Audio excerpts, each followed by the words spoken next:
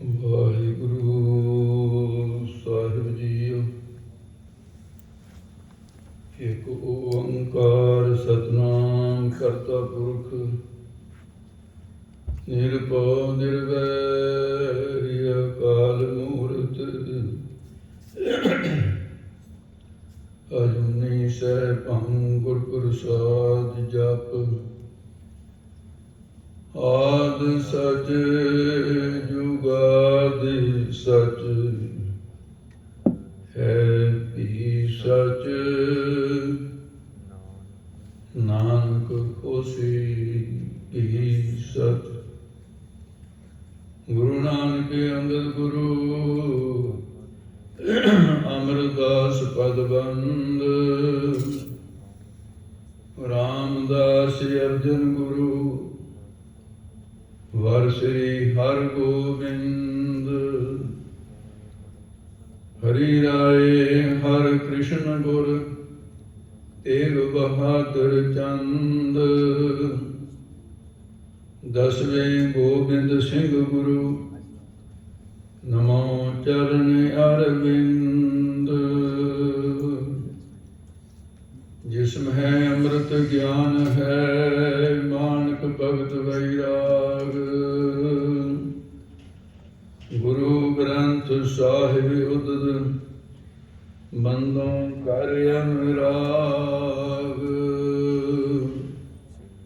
ਸ੍ਰੀ ਗੁਰੂ ਸ਼ਬਦ ਕਮਾਏ ਜਿਨ ਜੀਤੇ ਪੰਚ ਵਿਕਾਰ।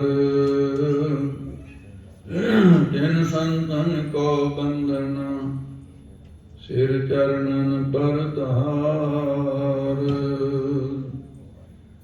ਮੋਹ ਚਰੈ ਸ਼ਾਸਤਰ ਖਟ ਪਿੰਗ ਗਿਰਨ ਚੜ ਜਾਏ।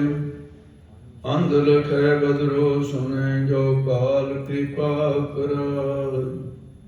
ਕਹਾਂ ਬੁੱਧ ਪ੍ਰਭ ਤੁਝ ਹਮਾਰੇ ਵਰਨ ਸਕੈ ਮਹਿਮਾ ਜੋ ਤਿਹਾਰੀ। ਹਮ ਨਾ ਸਗਤ ਕਰ ਸਿਰਤ ਤੁਮਾਰੇ ਆਪ ਲੈ ਹੋ ਤੁਮ ਕਥਾ ਸੁਧਾਰੀ। ਵਾਹਿਗੁਰੂ ਜੀ ਕਾ ਖਾਲਸਾ ਵਾਹਿਗੁਰੂ ਜੀ ਕੀ ਫਤਿਹ। ਪਰਮ ਸਤਿਕਾਰਯੋਗ ਗੁਰੂ ਸਾਹਿਬ ਜੀ ਦੀ ਪਾਵਨ ਪਵਿੱਤਰ ਹਜ਼ੂਰੀ ਦੇ ਅੰਦਰ ਸੁਭਾਏਮਾਨ ਗੁਰੂ ਸਰੂਪ ਗੁਰੂ ਖਾਲਸਾ ਸਾਧ ਸੰਗਤ ਜੀਓ। ਆਓ ਸਰਬੱਤ ਗੁਰਮੁਖ ਰੂਹਾਂ ਸ਼ਾਮਾਂ ਦੇ ਵਕਤ ਆਪਣੇ ਸਵਾਸਾਂ ਦੀ ਪੂੰਜੀ ਨੂੰ ਸਫਲਾਉਣ ਦੇ ਲਈ ਜੋ ਜ਼ਿੰਦਗੀ ਸਾਡੇ ਹੱਥੋਂ ਨਿਕਲਦੀ ਜਾ ਰਹੀ ਹੈ, ਇੱਕ ਇੱਕ ਸਵਾਸ ਜੋ ਪਰਮੇਸ਼ਰ ਦੀ ਵਾਹਿਗੁਰੂ ਤੋਂ ਸਵਾਸਾਂ ਦੀ ਪੂੰਜੀ ਜਨਮ ਸਮੇਂ ਸਾਡੇ ਕੋਲ ਸੀ, ਦਿਨ ਰਾਤ ਕਰਕੇ ਮਹੀਨੇ ਸਾਲਾਂ ਕਰਕੇ ਉਹ ਕਿੰਨੇ ਸਵਾਸ ਸਾਡੇ ਖਤਮ ਹੋ ਚੁੱਕੇ, ਮੁੜ ਕੇ ਵਾਪਸ ਨਹੀਂ ਆਉਣ ਵਾਲੇ। ਸੋ ਮੁੱਕਦੀ ਹੋਈ ਜ਼ਿੰਦਗੀ ਦੇ ਕੁਝ ਸਵਾਸ ਸਫਲੇ ਕਰਨ ਵਾਸਤੇ ਗੁਰੂ ਨਾਨਕ ਦੇ ਚਰਨ ਸ਼ਰਨ ਵਿੱਚ ਆਪਾਂ ਸਾਰੇ ਬੈਠੇ ਹਾਂ। ਇਹ ਕੀਰਤਨ ਹੁਣ ਰਾਗੀ ਸਿੰਘ ਸਾਹਿਬਾਨਾਂ ਨੇ ਆਪ ਜੀ ਨੂੰ ਸੁਣਾਇਆ, ਨਗਰ ਕੀਰਤਨ ਹੋਇਆ, ਇਹਦੇ ਵਿੱਚ ਵੀ ਸੰਗਤਾਂ ਨੇ ਬੜਾ ਆਨੰਦ ਮਾਣਿਆ ਹੋਏਗਾ। ਤੇ ਉਪਰੰਤ ਜੋ ਦੀਵਾਨ ਦਾ ਸਮਾਂ ਹੈ ਉਹਦੇ ਅਨੁਸਾਰ ਆਓ ਮਨ ਵਿੱਚ ਇਕਾਗਰ ਕਰੋ।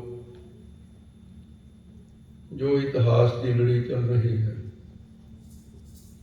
ਸ੍ਰੀ ਗੁਰੂ ਗ੍ਰੰਥ ਸਾਹਿਬ ਜੀ ਦੇ ਪਹਿਲੇ ਪ੍ਰਕਾਸ਼ ਨੂੰ ਸਮਰਪਿਤ ਵਿਚਾਰਾਂ ਹੋ ਰਹੀਆਂ ਨੇ। ਤੇ ਸਹਿਜੇ ਸਹਿਜੇ ਦਿਨ ਪ੍ਰਤੀ ਦਿਨ ਇਤਿਹਾਸ ਕਹਿੰਦਿਆਂ ਸੁਣਦਿਆਂ ਆਪਾਂ ਇਸ ਪੜਾਅ ਤੇ ਪਹੁੰਚੇ ਹਾਂ ਕਿ ਗੁਰੂ ਅਰਜਨ ਦੇਵ ਜੀ ਮਹਾਰਾਜ ਗੋਇੰਦਵਾਲ ਸਾਹਿਬ ਤੋਂ ਪੋਥੀਆਂ ਲੈ ਕੇ बड़े सत्कार के नाल इस निश्चय नाल के पोथी परमेश्वर का थान चौर साहब करते आए, नंगे पैरी आए, 2 कोहां ते पड़ा किया। बाबा बुढ़ा साहब, भाई गुरदास जी, गुरु हरगोबिंद साहब महाराज के संगतां स्वागत लई सारियां अगे पहुंचियां। जो गुरु अर्जन देव जी के नाल सिख संगतां सन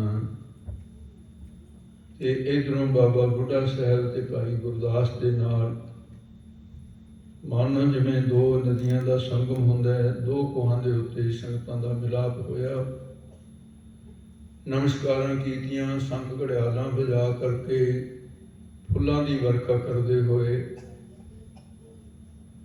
68 नामी घाट ते पहुंचे। महाराज ने विश्राम किया, अमृत वेले सोचाचार किया, खूह ते इशनान किया, सरोवर ते इशनान किया। जे निजानंद दे अंदर समाधि लाई, फिर पोथियां दे दर्शन किए। सारी रात कीर्तन हुंदा रहा, जिथों रैण सवाई कीर्तन की प्रथा सिख धर्म के अंदर चली है। तो इस प्रकार महाराज साहब जी ने जो दर्शन किए हैं, बहुत बैराग दे विच आके कहा कि अज मैं बहुत बड़ा धनाड़ हो गया हाँ। ते शब्द उच्चारण किया, हम तन मंत भागत सच नाए, हर गुण गावे सहज सुभाए। क्यों दादे का खोल डिठा खजाना, ता मेरे मन भया निधाना। ये शब्द उच्चारण किया। फिर कहा, भाई एकांत जगह देखो, सच्चे पातशाह तुसीं आप ही कृपा करो, जो निगाह तुहाडे विच दृष्टि च आ जाए उही जगह पवित्र है। जिथे आप जी बैठो वो 68 तीर्थ हो जाते हैं। ये अमृतसर साहब दरबार साहब तो पूर्व वाले पासे जिथे अजकल रामसर वाली जगह है, एक एकांत जगह पसंद की थी। पुराना इत्थे छप्पड़ से जिसनों महाराज साहब जी ने सरोवर का नाम दिता रामसर। ये किनारे ते ग्रीनवास सतगुरु ने तंबू कनाता जगह की सफाई महीनों का काम जो एक दिन दे विच भी संगतां ने बड़े उत्साह नाल कीता है। ये कारज 1660 विक्रमी संमत विच आरंभ होया। सब तो पहला जिन्हां पत्रियां दे उत्ते गुरबाणी का अमृत वचन जिहड़े बाणियां लिखणियां सन, वो इक्को जी कागज कट के तैयार किए गए। सुंदर कागज, स्याही जिहड़ी सदियों तक खराब ना होवे, अज तक उस तरह करतारपुर साहब वाले स्वरूप जी अपने पैरे विच शाही तैयार करवाई, कलमां तैयार करवाइयां। ते महाराज साहब जी ने फिर ग्रीनवास सतगुरु ने निजमे रखिया भी अमृत वेले महाराज साहब जी ने भाई गुरदास साहब जी ने हुक्म सी और बाबा बुढ़ा साहब ने कहा कि तुसीं हुण संगतां नूं संभालो, सानूं एकांत जगह चाहिए है। इत्थे कोई गुरु का प्यारा सिख इत्थे ना आवे, पहरे ला दिते गए। ये महाराज साहब जी ने फिर 1 साल दे विच यह कार्य जिहड़ा है वो संपूर्ण किया। ते मैं एक बार इत्थे शौत हाल एक ज्ञानी सिंह ये भी कहना सुनिया कि जी 3 साल लगे। वो मैनू नहीं पता किहड़े स्रोत अनुसार उन्हें कह दी गल 1 साल की गल जिहड़ी है वो इतिहास दे विच बड़ी नंगी चिट्टी है। कल्पना के आधार पर कुछ भी कही जाओ। उही अनुमान ला रहा होना ज्ञानी जी ने भी इन्ना काम लिखण का जिहड़ा है वो इन्ने चिर हो सकता है। पर 1 साल के विच कार्य संपूर्ण हो गया। उहदे च महाराज साहब जी ने जो गुरु नानक साहब महाराज की अमृत बाणी है, इसनों ਪਹਿਲ ਦਿੱਤੀ। ਪਹਿਲਾਂ ਇਹ ਬਾਣੀ ਮਹਾਰਾਜ ਸਾਹਿਬ ਜੀ ਨੇ ਲਿਖਵਾਈ ਭਾਈ ਗੁਰਦਾਸ ਸਾਹਿਬ ਜੀ ਤੋਂ। ਸ੍ਰੀ ਗੁਰੂ ਗ੍ਰੰਥ ਸਾਹਿਬ ਦੀ ਆਦਿ ਬਾਣੀ ਜਿਹੜੀ ਜਪਜੀ ਸਾਹਿਬ, ਇਹ ਫਿਰ ਸੋਧਾ ਦੀ ਬਾਣੀ, ਸੋਹਲਾ ਨਾਮ ਦੀ ਬਾਣੀ। ਫਿਰ ਅੱਗੇ ਸ੍ਰੀ ਰਾਗ ਦੇ ਸ਼ਬਦ ਜਿਹੜੇ ਗੁਰੂ ਨਾਨਕ ਸਾਹਿਬ ਜੀ ਦੇ, ਤੇ ਇਉਂ ਤਰਤੀਬ ਦੇ ਅਨੁਸਾਰ ਭਗਤਾਂ ਦੇ ਜੀ ਭਗਤ ਕਬੀਰ ਸਾਹਿਬ ਦੀ ਬਾਣੀ ਪਹਿਲਾਂ। ਅੱਵਲ ਭਗਤ ਕਬੀਰ ਹੈ, ਦੂਜਾ ਰਾਮਾਨੰਦ। ਇਹ ਰਾਮਾਨੰਦ ਜੀ ਕਮਾਈ ਦੇ ਆਧਾਰ ਤੇ ਦੂਜੇ ਦਰਜੇ ਤੇ ਰਹਿ ਗਏ, ਕਬੀਰ ਸਾਹਿਬ ਪਹਿਲੇ ਨੰਬਰ ਤੇ ਆ ਗਏ। ਕਿਉਂਕਿ ਕਬੀਰ ਸਾਹਿਬ ਜੀ ਨੂੰ ਗੁਰੂ ਨਾਨਕ ਸਾਹਿਬ ਮਹਾਰਾਜ ਪੰਚਕੋਸ਼ੀ ਤੇ ਮਿਲੇ ਸਨ। ਉਦੋਂ ਹਜ਼ੂਰ ਦੀ ਉਮਰ 38 ਕੁ ਸਾਲ ਦੀ ਸੀ ਗੁਰੂ ਨਾਨਕ ਸਾਹਿਬ ਦੀ, ਤੇ ਭਗਤ ਕਬੀਰ ਸਾਹਿਬ ਜੀ ਦੀ ਜਿਹੜੀ ਉਮਰ ਹੈ ਉਸ ਵੇਲੇ 106 ਜਾਂ 7 ਸਾਲ ਤੱਕ ਦੀ ਇੱਥੇ ਕਰੀਬ ਬਣਦੀ ਹੈ। ਤੇ ਉਸ ਵੇਲੇ ਗੁਰੂ ਨਾਨਕ ਸਾਹਿਬ ਮਹਾਰਾਜ ਦੇ ਨਾਲ 7 ਦਿਨ ਭਗਤ ਕਬੀਰ ਸਾਹਿਬ ਜੀ ਦੀ, ਹੋਰ ਕਿਸੇ ਇਤਿਹਾਸ ਦੇ ਵਿੱਚ ਜਿਹੜੇ ਦੂਸਰੀਆਂ ਸਕੂਲ ਦੀਆਂ ਪੜ੍ਹਾਈਆਂ, ਯੂਨੀਵਰਸਿਟੀਆਂ ਦੀਆਂ ਜਿਹੜੀਆਂ ਖੋਜਾਂ ਕਰਦੇ ਰਹਿੰਦੇ ਹੈ, ਤੇ ਉਹ ਉਹਨਾਂ ਦੀਆਂ ਤਾਰੀਖਾਂ ਜਾਂ ਉਹਨਾਂ ਦੀਆਂ ਦਲੀਲਾਂ ਕੁਝ ਵੀ ਕਹਿਣ। ਇੱਕ ਭਾਈ ਲਹਿਣਾ ਸਿੰਘ ਹੋਇਆ, ਬਾਅਦ ਦੇ ਵਿੱਚ ਉਹ ਅੰਮ੍ਰਿਤ ਛਕ ਕੇ ਲਹਿਣਾ ਸਿੰਘ ਬਣ ਗਿਆ ਕਬੀਰ ਪੰਥੀਆਂ ਚੋਂ। ਤੇ ਉਹਨੇ ਕਬੀਰ ਸਾਹਿਬ ਜੀ ਦੀ ਇਹ ਖੋਜ ਕਰਕੇ ਜਿਹੜੀ ਸਾਖੀ ਲਿਖੀ ਹੈ, ਕਬੀਰ ਸਾਹਿਬ ਦਾ ਜੀਵਨ ਲਿਖਿਆ, ਉਹਦੇ 'ਚ ਗੁਰੂ ਨਾਨਕ ਦਾ ਮਿਲਾਪ ਭਾਈ ਲਹਿਣਾ ਸਿੰਘ ਨੇ ਜ਼ਿਕਰ ਕੀਤਾ ਹੈ, ਜਿਹੜੀ ਹੋਰ ਕਿਤੇ ਨਹੀਂ ਮਿਲਦਾ। ਹਾਂ, ਗਿਆਨੀ ਗਿਆਨ ਸਿੰਘ ਜੀ ਨੇ ਵੀ ਤਵਾਰੀਖ ਦੇ ਵਿੱਚ ਇਹ ਜ਼ਿਕਰ ਕੀਤਾ ਹੈ। ਔਰ ਕਬੀਰ ਸਾਹਿਬ ਜੀ ਨੇ ਫਿਰ ਇਹ ਕਿਹਾ, ਕਬੀਰ ਸਾਚਾ ਸਤਿਗੁਰੂ ਮੈਂ। ਸਤਿਗੁਰੂ ਤਾਂ ਪਹਿਲੇ ਵੀ ਮਿਲਿਆ ਸੀ ਰਾਮਾਨੰਦ, ਪਰ ਗੁਰੂ ਨਾਨਕ ਸਾਹਿਬ ਨੂੰ ਉਹਨਾਂ ਨੂੰ ਦੋ ਗੱਲਾਂ ਦੇ ਵਿੱਚ ਕਹਿੰਦੇ ਆ। ਇੱਕ ਜੋ ਸਾਧੂ ਮੋਹੇ ਮਿਲਿਆ, ਸਾਧ ਰੂਪ ਭੇਟਿਓ ਗੁਰੂ ਨਾਨਕ, ਉਹ ਸਾਧ ਰੂਪ ਦੇ ਅੰਦਰ ਵੀ ਮੈਨੂੰ ਗੁਰੂ ਨਾਨਕ ਸਾਹਿਬ ਜੀ ਗੁਰੂ ਮਿਲੇ। ਪਹਿਲਾਂ ਕਬੀਰ ਸਾਹਿਬ ਜੀ ਹਠ ਯੋਗ ਦੀ ਪ੍ਰਕਿਰਿਆ ਦੇ ਵਿੱਚ ਵਿਸ਼ਵਾਸ ਰੱਖਦੇ ਸੀ। ਗੁਰੂ ਸਾਹਿਬ ਨੇ ਵੀ ਸਹਿਜ ਯੋਗ ਸਿਖਾਇਆ ਉਹਨਾਂ ਨੂੰ। ਇਉਂ ਕਰਕੇ ਕਬੀਰ ਸਾਹਿਬ ਦੇ ਗੁਰੂ ਨਾਨਕ ਸਾਹਿਬ ਜੀ ਹੋਏ, ਤੇ ਉਹਨਾਂ ਨੇ ਬਾਣੀ ਵਿੱਚ ਗੁਰੂ ਨਾਨਕ ਸਾਹਿਬ ਨੂੰ ਗੁਰੂ ਮੰਨਿਆ। ਤੋ ਇਸ ਕਰਕੇ ਫਿਰ ਮਹਾਰਾਜ ਸਾਹਿਬ ਜੀ ਨੇ ਭਗਤਾਂ ਦੀ ਬਾਣੀ ਜਦੋਂ ਉਚਾਰਨ ਕਰਨ ਲੱਗੇ ਤਾਂ ਭਾਈ ਗੁਰਦਾਸ ਸਾਹਿਬ ਜੀ ਨੂੰ ਸ਼ੰਕਾ ਵੀ ਹੋਇਆ। ਇਹ ਪੁੱਛ ਹੀ ਲਿਆ ਗਰੀਬ ਨਵਾਜ਼, ਬਾਣੀ ਆਪ ਉਚਾਰਨ ਕਰਦੇ ਹੋ, ਇਹ ਭਗਤਾਂ ਦਾ ਨਾਮ ਕਿਉਂ ਲਿਖਦੇ ਹੋ?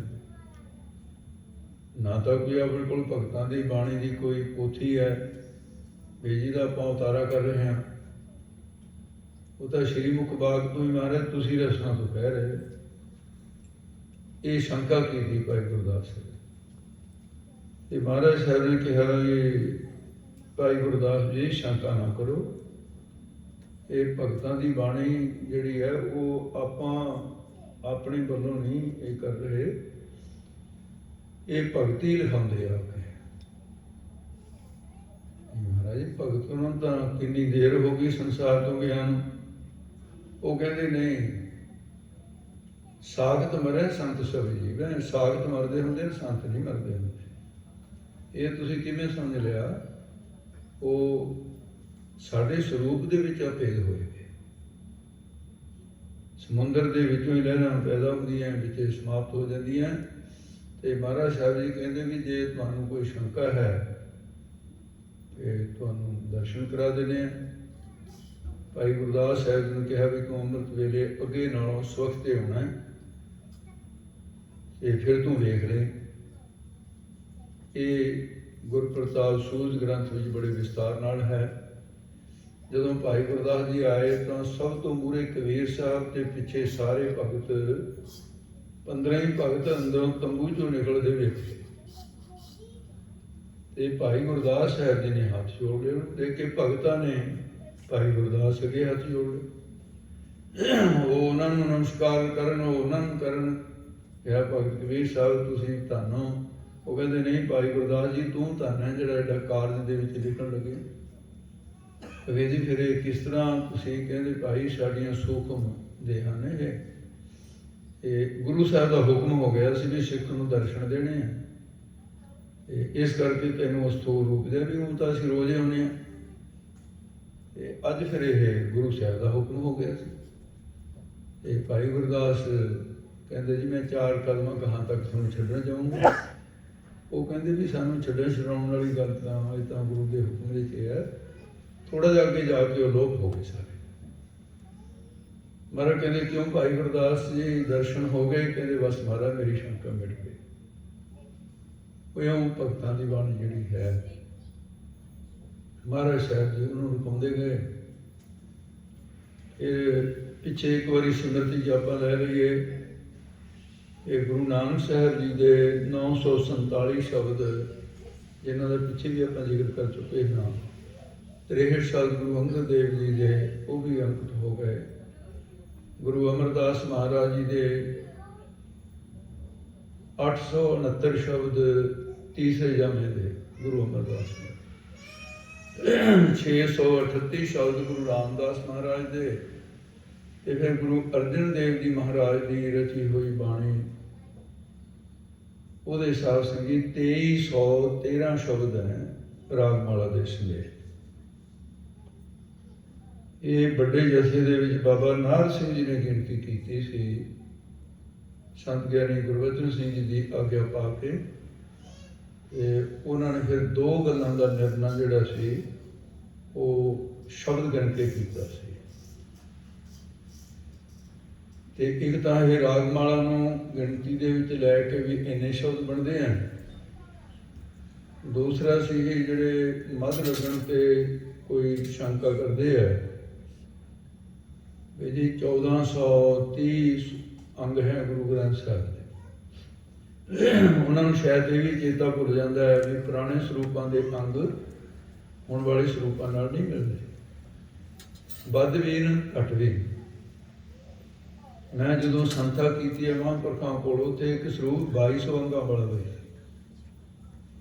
ਕਾਗਜ਼ ਮੋਟਾ ਲੱਗਿਆ, ਅੰਗਾਂ ਦਾ ਆਪ ਹੀ ਫਰਕ ਹੈ, ਕਾਗਜ਼ ਪਤਲਾ ਲੱਗਿਆ, ਅੱਖਰ ਉਹੀ ਨੇ।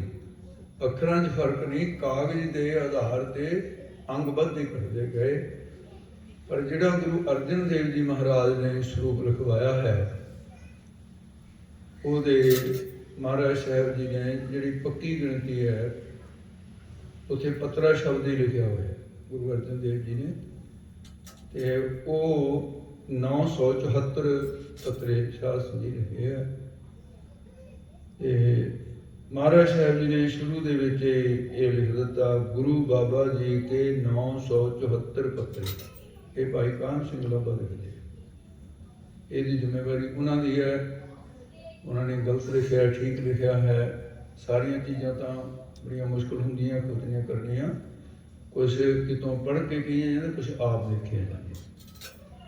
ਤੋ ਇਸ ਕਰਕੇ ਪਰ ਇੱਕ ਗੱਲ ਤਾਂ ਸਾਬਤ ਹੋ ਗਈ ਨਾ ਕਿ ਜਿਹੜੀ ਗਿਣਤੀ ਗੁਰੂ ਅਰਜਨ ਦੇਵ ਜੀ ਮਹਾਰਾਜ ਨੇ, ਕਿਉਂਕਿ ਉਸ ਸਮੇਂ ਇੱਕ ਇਹ ਨਿਯਮ ਹੁੰਦਾ ਸੀ, ਅਦਾਲਤਾਂ 'ਚ ਅੱਜ ਵੀ ਚੱਲਦਾ, ਕਿਸੇ ਵੀ ਵਕੀਲ ਨੇ ਕਿਸੇ ਦਾ ਕੋਈ ਮੁਕੱਦਮਾ ਦਾਇਰ ਕਰਨਾ ਹੈ, ਉਹ ਫਾਈਲ ਤਿਆਰ ਕਰਦਾ ਹੈ।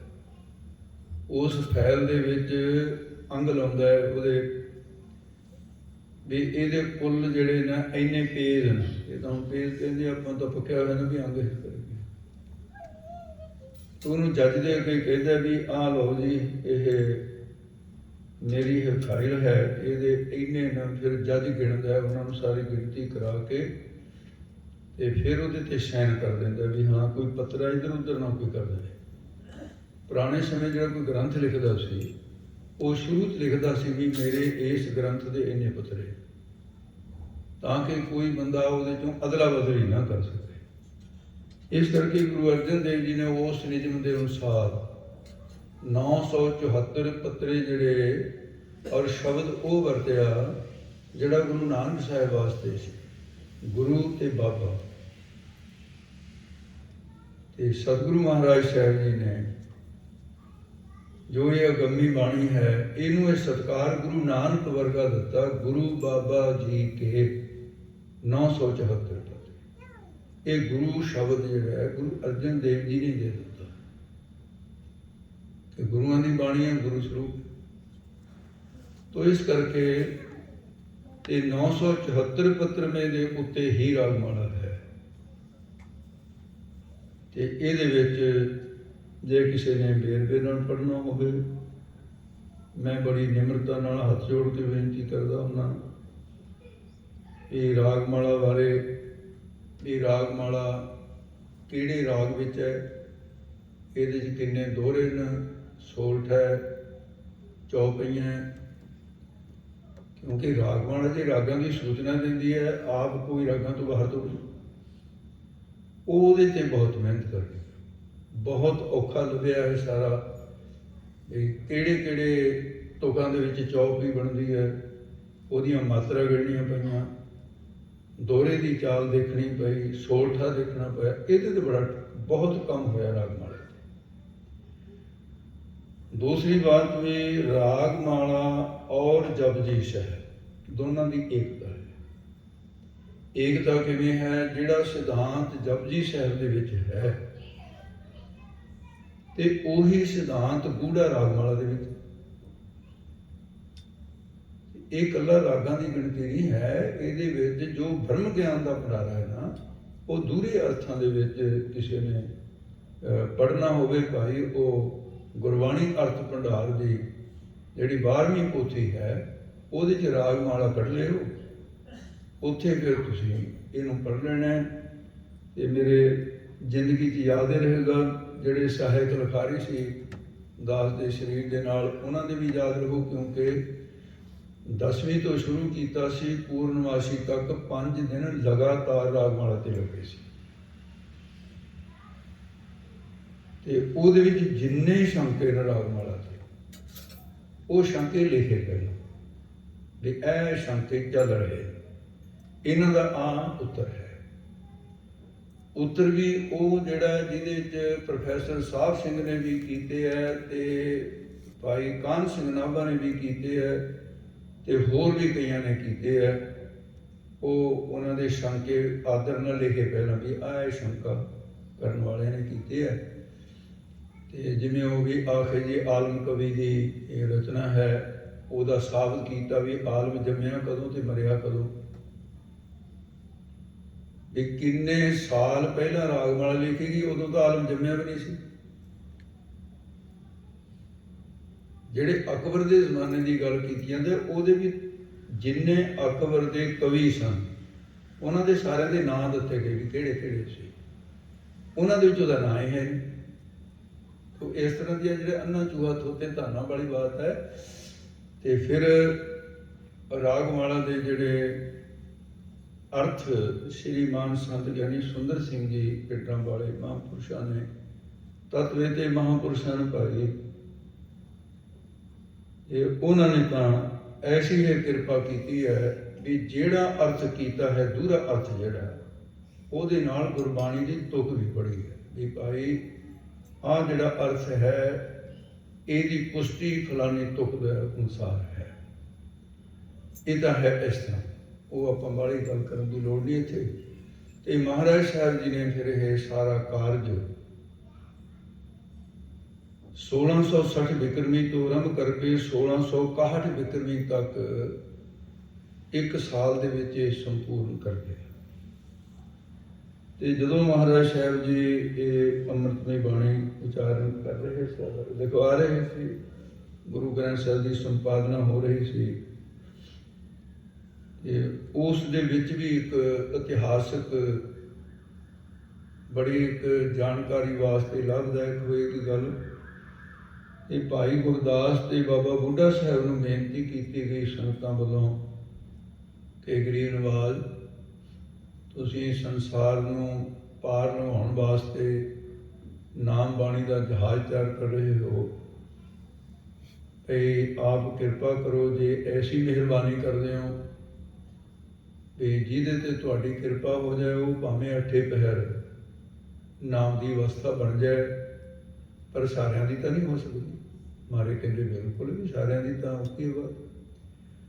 ਕਹਿੰਦੇ ਫਿਰ ਮਹਾਰਾਜ ਵੀ ਸਿੱਖਾਂ ਦੇ ਸਵਾਸ ਜਿਹੜੇ ਨੇ ਉਹ ਵਿਅਰਥ ਜਾਂਦੇ ਆ। ਕਿੰਨੀ ਕੁ ਦੇਰ ਨਾਮ ਜਪ ਲਾਂਗੇ ਅਸੀਂ, ਵਾਹਿਗੁਰੂ ਵਾਹਿਗੁਰੂ ਕਿੰਨਾ ਕੁ ਚਿਰ ਕਰ ਲਾਂਗੇ। ਮੂਲ ਮੰਤਰ ਦੇ ਕੰਮਕਾਰ ਵੀ ਕਰਨੇ ਆ, ਸੌਣਾ ਵੀ ਹੈ, ਫਿਰ ਸੁੱਤਿਆਂ ਵੀ ਸਵਾਸ ਵਿਅਰਥ ਹੋ ਗਏ। ਤੇ ਇਹਦੇ ਲਈ ਮਹਾਰਾਜ ਕਲਯੁਗ ਦਾ ਸਮਾਂ ਹੈ। ਜੇ ਅੱਠੇ ਪਹਿਰ ਦੇ ਸਾਰੇ ਸਵਾਸ ਸਫਲੇ ਕਰਨ ਵਾਸਤੇ ਕੋਈ ਅਜਿਹੀ ਬਾਣੀ ਰਚਦੇ ਹੋ, ਜਿਹੜੀ ਬਾਣੀ ਦਾ ਇੱਕ ਪਾਠ ਕਰਨ ਦੇ ਨਾਲ ਜਿੰਨੇ ਦਿਨ ਰਾਤ ਦੇ ਸਵਾਸ ਹਨ, ਉਹ ਪਾਠ ਕਰਨ ਵਾਲੇ ਦੇ ਸਾਰੇ ਸਫਲੇ ਹੋ ਜਾਣ। ਮਾਰੇ ਕਹਿੰਦੇ ਚੰਗਾ ਭਾਈ, ਜਿਵੇਂ ਸੰਗਤਾਂ ਦੀ ਰਜ਼ਾ ਹੈ।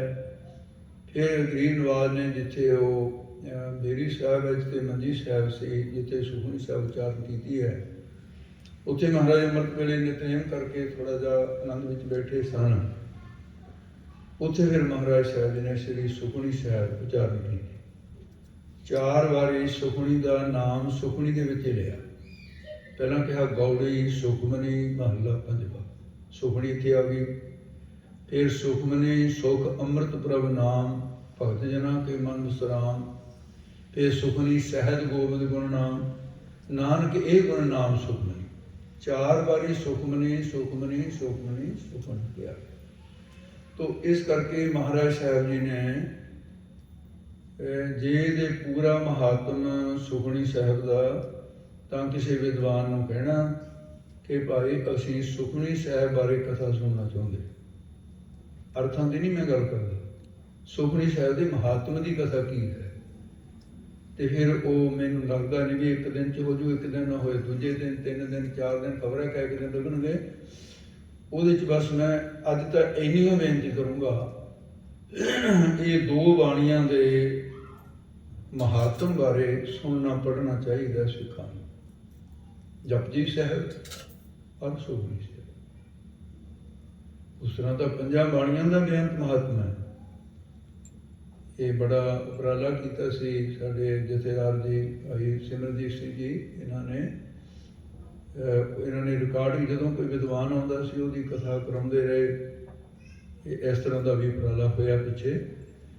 ਤੋ ਸੁਖਮਨੀ ਸਾਹਿਬ ਜਿਹੜਾ ਹੈ, ਤੇ ਮਹਾਰਾਜ ਸਾਹਿਬ ਜੀ ਨੇ ਫਿਰ ਇਹਦਾ ਮਹਾਤਮ ਇਤਿਹਾਸਕਾਰ ਤੇ ਨਹੀਂ ਛੱਡਿਆ ਵੀ ਤੁਸੀਂ ਇਹਦਾ ਮਹਾਤਮ ਲਿਖਦੇ ਹੋ ਵੀ ਗੁਰੂ ਨੇ ਇਉਂ ਕਿਹਾ, ਨਹੀਂ, ਆਪ ਉਚਾਰਨ ਕੀਤਾ। ਤੇ ਹੁਣ ਜਿਨ੍ਹਾਂ ਨੇ ਮਿਹਨਤਾਂ ਕੀਤੀਆਂ, ਇੱਕ ਵਾਰੀ ਸੰਤ ਗਿਆਨੀ ਕਰਤਾਰ ਸਿੰਘ ਜੀ ਮਹਾਂਪੁਰਸ਼, ਉਹਨਾਂ ਨੂੰ ਕਿਸੇ ਨੇ ਪੁੱਛਿਆ ਜੀ ਸੁਖਮਨੀ ਸਾਹਿਬ ਦਾ ਮਹਾਤਮ ਕੀ ਹੈ। ਕਹਿੰਦੇ ਭਾਈ ਸਾਰਾ ਤਾਂ ਨਹੀਂ ਕੋਈ ਵੀ ਕਹਿ ਸਕਦਾ। ਇਹ ਸੁਖਮਨੀ ਸਾਹਿਬ ਦੀ ਜਿਹੜੀ ਅਖੀਰਲੀ ਅਸਪਦੀ ਹੈ, ਉਹਦੇ ਵਿੱਚ ਇੱਕ ਪੌੜੀ ਅਖੇ ਮੈਂ ਤੁਹਾਨੂੰ ਸੁਣਾ ਦੇਣਾ, ਤੇ ਉਹਦੇ 'ਚ 21 ਮਹਾਤਮ ਲਿਖੇ ਹੋਏ ਨੇ ਇੱਕ ਪੌੜੀ 'ਚ, ਇੱਕੋ ਹੀ ਪੌੜੀ ਦੇ ਵਿੱਚ। ਬਾਕੀ ਸਾਰੀ ਅਸਪਦੀ ਦੇ ਵਿੱਚ ਬੇਅੰਤ ਮਹਿਨਾ। ਖੇਮ ਸ਼ਾਂਤ ਰਿੱਧ ਨਵ ਨਿੱਧ, ਬੁੱਧ ਗਿਆਨ ਸਰਵ ਤੈ ਸਿੱਧ ਵਿਦਿਆ ਤਬ ਜੋ ਪ੍ਰਭ ਧਿਆਨ। ਗਿਆਨ श्रेष्ठ उत्तम स्नान, 4 पदार्थ कौन प्रकाश, सब के मल सब के उदास। सुंदर चतुर तत् के वैदा, समदर्शी एक दृष्टिता। ਇਹ ਫਲ ਤਿਸਿਆਂ ਕੇ ਮੁਖ ਬਨੇ, ਇਹ ਉਹਨਾਂ ਨੂੰ ਕਥਨ ਕੀਤੇ। ਗੁਰੂ ਨਾਨਕ ਨਾਮ ਬਚਨ ਮਨ ਸੁਣੇ। 21 ਪੌੜੀ 'ਚ 21 ਮਹਾਤਮਾ। ਕਹਿੰਦੇ ਭਾਈ ਹੁਣ ਤੂੰ ਦੇਖ ਲੈ ਕਿੰਨੀਆਂ ਅਸਪਦੀਆਂ ਮਹਾਤਮਾ ਦਾ ਕੋਈ ਹਿਸਾਬ ਕਿਤਾਬ ਹੈ। 21 ਮਹਾਤਮਾ ਤਾਂ ਇੱਕ ਪੌੜੀ ਦੇ ਵਿੱਚ, ਤੇ ਸਮੁੱਚੇ ਰੂਪ ਦੇ ਵਿੱਚ ਆਪਾਂ ਮਹਾਰਾਜ ਸਾਹਿਬ ਜੀ ਕਹਿੰਦੇ ਆ। ਤੇ ਭਾਈ ਗੁਰਦਾਸ ਸਾਹਿਬ ਜੀ ਨੇ ਫਿਰ ਉਹ ਅੰਕਿਤ ਕਰਦੇ ਗਏ ਹੈ। ਤੇ ਜਿਹੜਾ ਇਤਿਹਾਸ ਬਣਿਆ ਉਹ ਭਾਈ ਰਾਮ ਕੌਰ ਜੀ ਗੁਰਬਖਸ਼ ਸਿੰਘ ਜੀ ਨੇ। ਇਹ ਜਦੋਂ 13 ਸਿੰਘ ਸ੍ਰੀ ਹਜ਼ੂਰ ਸਾਹਿਬ ਤੋਂ ਇਹ 3 ਥਾਂ ਤੇ ਵੰਡੇ ਗਏ ਸਨ। ਇੱਕ ਤਾਂ ਬੰਦਾ ਸਿੰਘ ਬਹਾਦਰ ਦੇ ਨਾਲ ਸੂਰਬੀਰਤਾ ਦਾ, ਇਹ ਸਾਹਿਬਜ਼ਾਦਿਆਂ ਦਾ ਬਦਲਾ ਲੈਣ ਵਾਸਤੇ ਉੱਧਰ ਭਰਤੀ ਹੋ ਗਏ ਫੌਜ ਵਿੱਚ, ਵੀ ਇਹ ਜ਼ਰੂਰੀ ਹੈ, ਸ਼ਹੀਦੀਆਂ ਭਾਵੇਂ ਪਾ ਜੀ ਪਰ ਸਾਹਿਬਜ਼ਾਦਿਆਂ ਦਾ ਬਦਲਾ ਲੈਣਾ। ਔਰ ਤੁਰਕਾਂ ਤੋਂ ਰਾਜ ਵੀ ਖੋਣਾ। ਇੱਕ ਤਾਂ ਉਹ ਫਿਰ ਜਿਹੜੇ ਸੀ ਸ਼ਸਤਰਧਾਰੀ, ਉਹ ਤਾਂ ਚਲੇ ਗਏ ਬੰਦਾ ਸਿੰਘ ਬਹਾਦਰ ਦੇ ਨਾਲ। ਉਹਨਾਂ 'ਚ ਬਾਬਾ ਦੀਪ ਸਿੰਘ ਸਾਹਿਬ ਵੀ ਬੰਦਾ ਸਿੰਘ ਬਹਾਦਰ ਦੇ ਸਰਹੰਦ ਦੀ ਜਦੋਂ ਇਟਨਾਈਟ ਖੜਕਾਈ ਹੈ, ਉਦੋਂ ਬਾਬਾ ਦੀਪ ਸਿੰਘ ਸਾਹਿਬ ਜੀ ਜ਼ਖਮੀ ਵੀ ਹੋ ਗਏ ਸੀ ਥੋੜ੍ਹਾ ਜਿਹਾ, ਬਾਬਾ ਜੀ ਨਾਲ ਸਨ। ਤੋ ਇਸ ਕਰਕੇ ਤੇ ਕੁਝ ਐਸੇ ਬ੍ਰਖਤੀ ਨੂੰ ਧਾਰਨ ਕੀਤਾ, ਗੁਰੂ ਸਾਹਿਬ ਦੇ ਵਿਛੋੜੇ ਵਿੱਚ ਗਦਾਵਰੀ ਦੇ ਕੰਢੇ ਤੇ ਜਪ ਤਪ ਕਰਦਿਆਂ ਹੋਇਆਂ ਹੀ ਸਰੀਰ ਸਮਾਪਤ ਕਰ ਦਿੱਤੇ। 13 ਕੁ ਸਿੰਘ ਉਹ ਨਾ ਜਿਹੜੇ ਪਹਿਲਾਂ ਦਿੱਲੀ ਪਹੁੰਚੇ ਤੇ ਫਿਰ ਉਹ ਮਾਤਾ ਜੀ ਨੂੰ ਮਿਲ ਕੇ, ਦੋਨਾਂ ਮਾਤਾਵਾਂ ਨੂੰ, ਮਾਤਾ ਸੁੰਦਰ ਕੌਰ, ਮਾਤਾ ਸਾਹਿਬ ਕੌਰ ਜੀ ਨੂੰ, ਤੇ ਫਿਰ ਉਹਨਾਂ ਨੇ ਮਾਤਾ ਜੀ ਨੂੰ ਕਿਹਾ, ਮਾਤਾ ਸੁੰਦਰ ਕੌਰ ਤੇ ਮਾਤਾ ਸਾਹਿਬ ਕੌਰ, ਕਿ ਮਾਤਾ ਜੀ ਜਦੇ ਗੁਰੂ ਸਾਹਿਬ ਵਿਛੋੜਾ ਦੇ ਗਏ, ਸੰਸਾਰ ਨਹੀਂ ਚੰਗਾ ਲੱਗ ਰਿਹਾ, ਇਹ ਕੁਛ ਤਾਂ ਸਾਡੇ ਨਾਲ ਦੇ ਉੱਥੇ ਗਾਇਬ ਹੋ ਗਏ ਹੈ। ਵੀ ਸਾਡਾ ਜਿਹੜਾ ਮਨ ਹੈ ਉਹ ਬੜਾ ਵਿਚਲਿਤ ਰਹਿੰਦਾ ਹੈ, ਕਿਉਂਕਿ ਸੁਭਾਅ ਬਣ ਗਿਆ ਸੀ ਮਹਾਰਾਜ ਦੇ ਨਾਲ ਰਹਿਣ ਦਾ, ਪਰ ਹੁਣ ਭਾਣਾ ਤਾਂ ਮੰਨਣਾ ਹੀ ਹੈ। ਤੇ ਮਾਤਾ ਜੀ ਨੇ ਕਿਹਾ, ਭਾਈ ਤੁਸੀਂ ਇਸ ਤਰ੍ਹਾਂ ਕਰੋ, ਬਾਬਾ ਬੁੱਢਾ ਸਾਹਿਬ ਦੀ ਅੰਸ ਬੰਸ ਜਿਹੜੇ ਹੈ ਉਹਨਾਂ ਦੇ ਕੋਲ ਜਾਓ, ਉੱਥੇ ਬੈਠ ਕੇ ਨਾ ਸਤਸੰਗ ਕਰਿਆ ਕਰੋ, ਤੇ ਉੱਥੇ ਪਰਚਾ ਬਣਾਓ ਸ਼ਬਦ ਦਾ। ਉਹ ਫਿਰ ਰਮਦਾਸ ਨਗਰ ਪਹੁੰਚ ਗਏ। ਉੱਥੇ ਜਾ ਕੇ ਭਾਈ ਰਾਮ ਕੌਰ ਗੁਰਬਖਸ਼ ਸਿੰਘ ਜੀ ਨੂੰ ਮਿਲੇ, ਜਾ ਕੇ ਕਿਹਾ, ਮਹਾਰਾਜ ਅਸੀਂ ਹਜ਼ੂਰ ਸਾਹਿਬ ਤੋਂ 13 ਸਿੰਘ ਆਏ ਹਾਂ, ਜਿਹੜੇ ਤਾਂ ਰਜੋਗੁਣ ਬਿਰਤੀ ਵਾਲੇ ਸੀ, ਤੇ ਉਹ ਤਾਂ ਮਹਾਰਾਜ ਰਾਜ ਲੈਣ ਦੇ ਫਿਰ ਇਹ ਸੁਭਾਅ ਨੂੰ ਧਾਰਨ ਕਰਕੇ ਉਹ ਤਾਂ ਉਧਰ ਜਿਹੜੇ ਕੁਛ ਤਮੋ ਗੁਣ ਬਿਰਤੀ ਰੱਖਦੇ ਸੀ ਵੀ ਅਸੀਂ ਬਦਲਾ ਲੈਣਾ, ਉਹ ਵੀ ਬਾਬਾ ਬੰਦਾ ਸਿੰਘ ਬਹਾਦਰ ਦੇ ਨਾਲ, ਤੇ ਉਹ ਤਾਂ ਆਪਣਾ ਕਾਰਜ ਉਹਨਾਂ ਨੇ ਆਰੰਭ ਕਰ ਦਿੱਤਾ। ਤੇ ਅਸੀਂ ਫਿਰ ਜਿਹੜੇ ਸਤੋ ਗੁਣ ਬਿਰਤੀ ਧਾਰਨ ਕਰਨ ਵਾਲੇ ਸੀ, ਅਸੀਂ ਤਾਂ ਮਹਾਰਾਜ ਕਿਸੇ ਪਾਸੇ ਜੋਗੇ ਵੀ ਨਾ ਰਹੇ, ਨਾ ਉਧਰ ਨਾ ਉਧਰ। ਇਹ ਜ਼ਿੰਦਗੀ ਇਹਦੇ ਰਹਿੰਦੀ ਹੈ, ਇਹਨੂੰ ਸਫਲਿਆਂ ਕਰਨ ਵਾਸਤੇ ਤੁਸੀਂ ਬਾਬਾ ਬੁੱਢਾ ਸਾਹਿਬ ਦੀ ਅੰਸ ਬੰਸੋਂ, ਇਹ ਤੁਹਾਡੇ ਚਰਨ ਸ਼ਰਨ ਵਿੱਚ ਆਇਆ, ਤੁਸੀਂ ਕਿਰਪਾ ਕਰੋ। ਉਹ ਕਹਿੰਦੇ, ਭਾਈ ਕੀ ਚਾਹੁੰਦੇ ਹੋ? ਕਿ ਮਹਾਰਾਜ ਜੀ ਤੁਹਾਨੂੰ ਗੁਰੂ ਗੋਬਿੰਦ ਸਿੰਘ ਸਾਹਿਬ ਨੇ ਅਸੀਸ ਦਿੱਤੀ ਹੋਈ ਹੈ। ਅਸੀਸ ਇਹ ਦਿੱਤੀ ਸੀ ਜਦੋਂ ਦਮਦਮਾ ਸਾਹਿਬ ਤੋਂ ਇਹਨਾਂ ਦੀ ਮਾਤਾ ਚਲੀ ਗਈ ਉੱਥੇ, ਉਹਨੂੰ ਪਤਾ ਲੱਗਿਆ ਮਾਤਾ ਨੂੰ ਵੀ ਗੁਰੂ ਸਾਹਿਬ ਤਾਂ ਦੱਖਣ ਵਾਲੇ ਪਾਸੇ ਨੂੰ ਜਾਣਗੇ। ਉਹਨੇ ਜਾ ਕੇ ਗੁਰੂ ਸਾਹਿਬ ਦੇ ਚਰਨ ਫੜੇ, ਗਰੀਬ ਨਵਾਜ਼, ਵੀ ਮੈਂ ਵਿਧਵਾ ਤਾਂ ਬੜੀ ਦੇਰ ਦੀ ਹੋਈ ਹਾਂ, ਕਿਉਂਕਿ ਤੁਹਾਡੇ ਪਿਤਾ ਦੇ ਨਾਲ ਮੇਰੇ ਪਤੀ ਨੇ ਆਪਣਾ ਜਿਹੜਾ ਸਰੀਰ ਪਰਿਤਿਆਗਨ ਕਰ ਦਿੱਤਾ ਸੀ। ਚਾਂਦਨੀ ਚੌਂਕ ਜਦੋਂ ਗਏ ਸੀ, ਉੱਥੇ ਜਾ ਕੇ ਮਹਾਰਾਜ ਨੇ ਕਿਹਾ ਸੀ ਤੂੰ ਸਰੀਰ ਛੱਡ ਕੇ ਨਾਲ ਜਾ ਸਕਦਾ ਹੈ। ਤੇ ਭਾਈ ਗੁਰਦਿੱਤਾ ਉਹਨਾਂ ਦਾ ਨਾਂ ਸੀ।